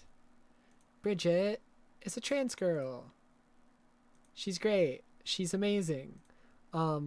She's also, anytime there's posts about her, will spawn in hundreds and hundreds of comments of people being transphobic, because in the old games, Bridget was referred to as a boy, because Bridget's story is, she grew up in a village where having twins was seen as a curse, and they would kill like the twins if like they would kill one of the twins or something like that. I forget the exact details. So to prevent anyone from finding out that they had twins. Bridget's parents decided to pretend that Bridget was a girl. So, how Bridget's story starts off. 2 boys, Bridget's pretending to be a girl, and then eventually leaves the village, becomes a bounty hunter, goes out on her own, and starts openly living her life as a boy. Goes around telling people, I'm a boy, I'm a boy, I'm a boy, I'm a boy, I'm a boy. But she eventually realizes she was actually happier living her life as a girl. Initially, it was forced upon her, and she wanted to reject it. But then she realizes, and over time, that she was happier living that way. She then chooses to live that way. And in the newest game, she comes out as trans and explicitly starts calling herself a girl. So she's trans. The creator made it clear that she's trans, but because her story started off with her technically being forced to dress as a girl, people are being like, no, she was groomed into it, she's not actually trans, and will like still call her a guy. And it's like, no, she is trans. She lived her life as a boy for many years and then chose to go back to being a girl because that's what she was actually happy as. But yeah, people are weird and will go against what the creator himself has said about Bridget being trans, because they're freaks. I do own, this is Bridget's old design. I do own a figure of the old design, and because the old design was based on the old games, that box, because it's still in the box, does refer to Bridget as a boy, because Bridget wasn't out as trans in the old games, because they were still in the years of their life where they were, because they're like, I think 16 here. I think they're like 20 in the newest game, this one. It's like there's like lots of years in between this design and this design. When they were 16, they were like super in denial about it and going around being like, no, I'm a boy, I'm a boy, I'm a boy, I'm a man, I'm a man, I'm a man. And then in the newest game, they were like, actually, I'm not happy being a boy. I'm a girl and all that stuffy. And then I own so many figures of the new Bridget design because they've made so many. They've made so many. Mental gymnastics people do to be weird and hateful. Yeah. Interview. Let me see if I can find the interview.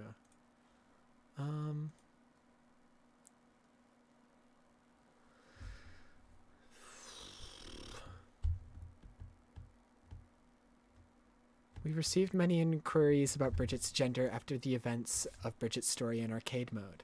She self-identifies as a woman. So as to whether he or she would be correct pronoun for Bridget, the answer would be she. As mentioned in her character profile, Bridget was born as the younger twin son and then raised as a girl by her parents to protect her from a village superstition. Despite their intentions to protect Bridget, it pained her parents to do so as they felt they were forcing her to live a certain way. Bridget, realizing this, attempted to bring wealth to the village while behaving like a man, thus overturning the village superstition as a way to free her parents from their guilt. As a result, the superstition faded. Nothing remained to restrict how both Bridget and her parents lived. After this, Bridget tries living as a man, but it doesn't feel right. This is where the arcade mode story begins. After her exchanges with Gold Lewis and Kai, Bridget faces parts of herself she's tried to ignore and makes a big decision for herself. Hope that all of you will watch over her path after her courageous choice to stay true to her own feelings. And people saw this interview, saw this, and were like, actually, the creator's just like folding to like to the woke West. He actually didn't intend that. Didn't intend for Bridget to be trans. He's just folding to the woke Western ideology. And it's like, bitch, the creator themselves is telling you, no, this is what we intended. No, yeah, Bridget is trans. Literally, Daisuke himself. Is Bridget actually trans or not? I wanted to leave this matter as unambiguous as possible. Certain players may somehow miss a trans character's identity if it is merely implied through subtext or stated indirectly. So I decided to make things as unmissable as possible by having the entire arcade mode center around Bridget's gender issues. Having all information regarding her updated with she/her pronouns, and having her at the end of the arcade mode directly face the camera and outright state to the audience that she is a girl. Unfortunately, it seems that this was too subtle for certain people to rectify the issue. I will make every following character more blatantly trans. I don't know if this is real. I don't know if this is real. I don't know if this is real.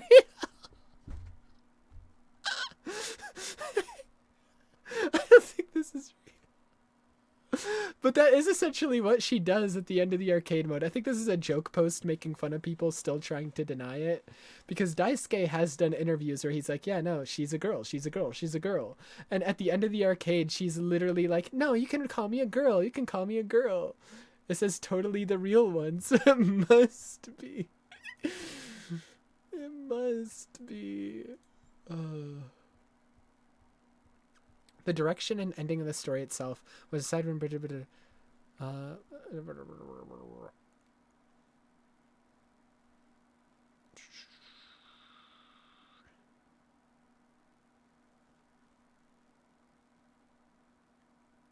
Yeah, so this is basically him saying, back when I first created Bridget in like the early 2000s, transgender people weren't as widely accepted. So I waited to write the ending to her story until now. It was already decided when Bridget was born. Almost the same content was decided. I never changed the story on a whim. It's not just Bridget's story, it's the character's message, and the drama has been decided for a long time. Currently, the recognition of transgender people has spread considerably, and it seems that the times have caught up with Bridget's story, which I had been thinking about for a long time.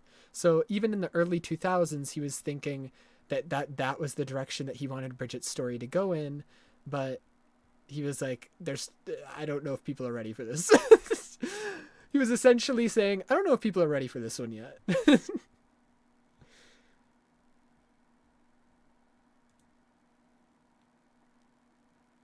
Ay.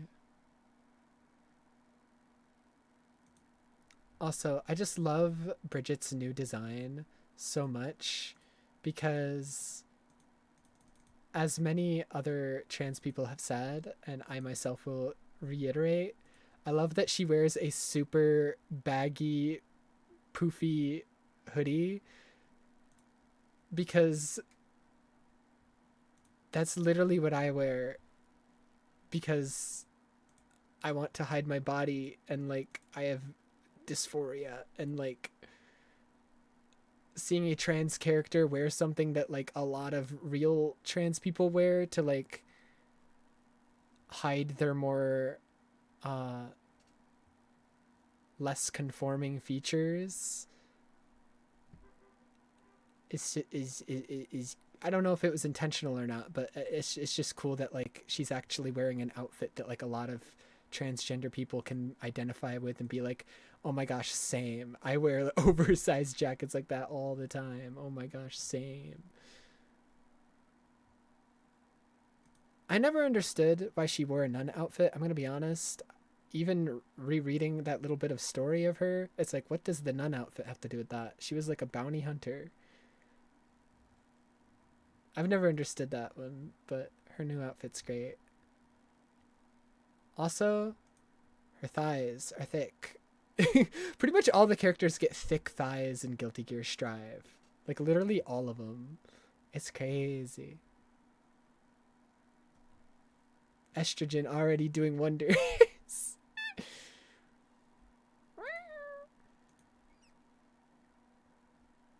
Blah, blah, blah, blah, blah, blah, blah. And, oh yeah, I played a little bit of this character too, but they came out after Bridget. Felt. And so I still mainly use Bridget. This is what they looked like in the older game. This is what they look like now. Okay, tiniest image ever. This is what they look like now. Again, thick thighs. All the characters in the new game have big thighs.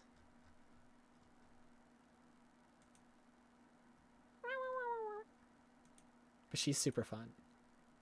What did I just do? I didn't mean to do that.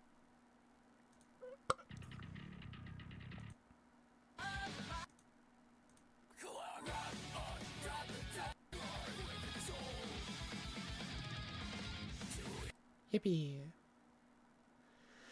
Oh my god, I got distracted again. Ah! Okay, I'm gonna end now. For real this time. For real, for real, for real. I'll be back tomorrow, probably. I don't know what I'm gonna stream. Maybe Marvel Rivals, because I do want to get to gold rank. But yeah, distracted equals more talking. And I enjoy. I can do more talking tomorrow. I end now. And yeah, I go lay down or something. It's getting late, and I'm tired. But yeah. What a tangent! What a tangent! Thank you as always. Thank you as always. But yeah. Good night. Good night. Goodbye. Goodbye. I'll be back tomorrow. Yeah. Meow meow meow meow meow meow.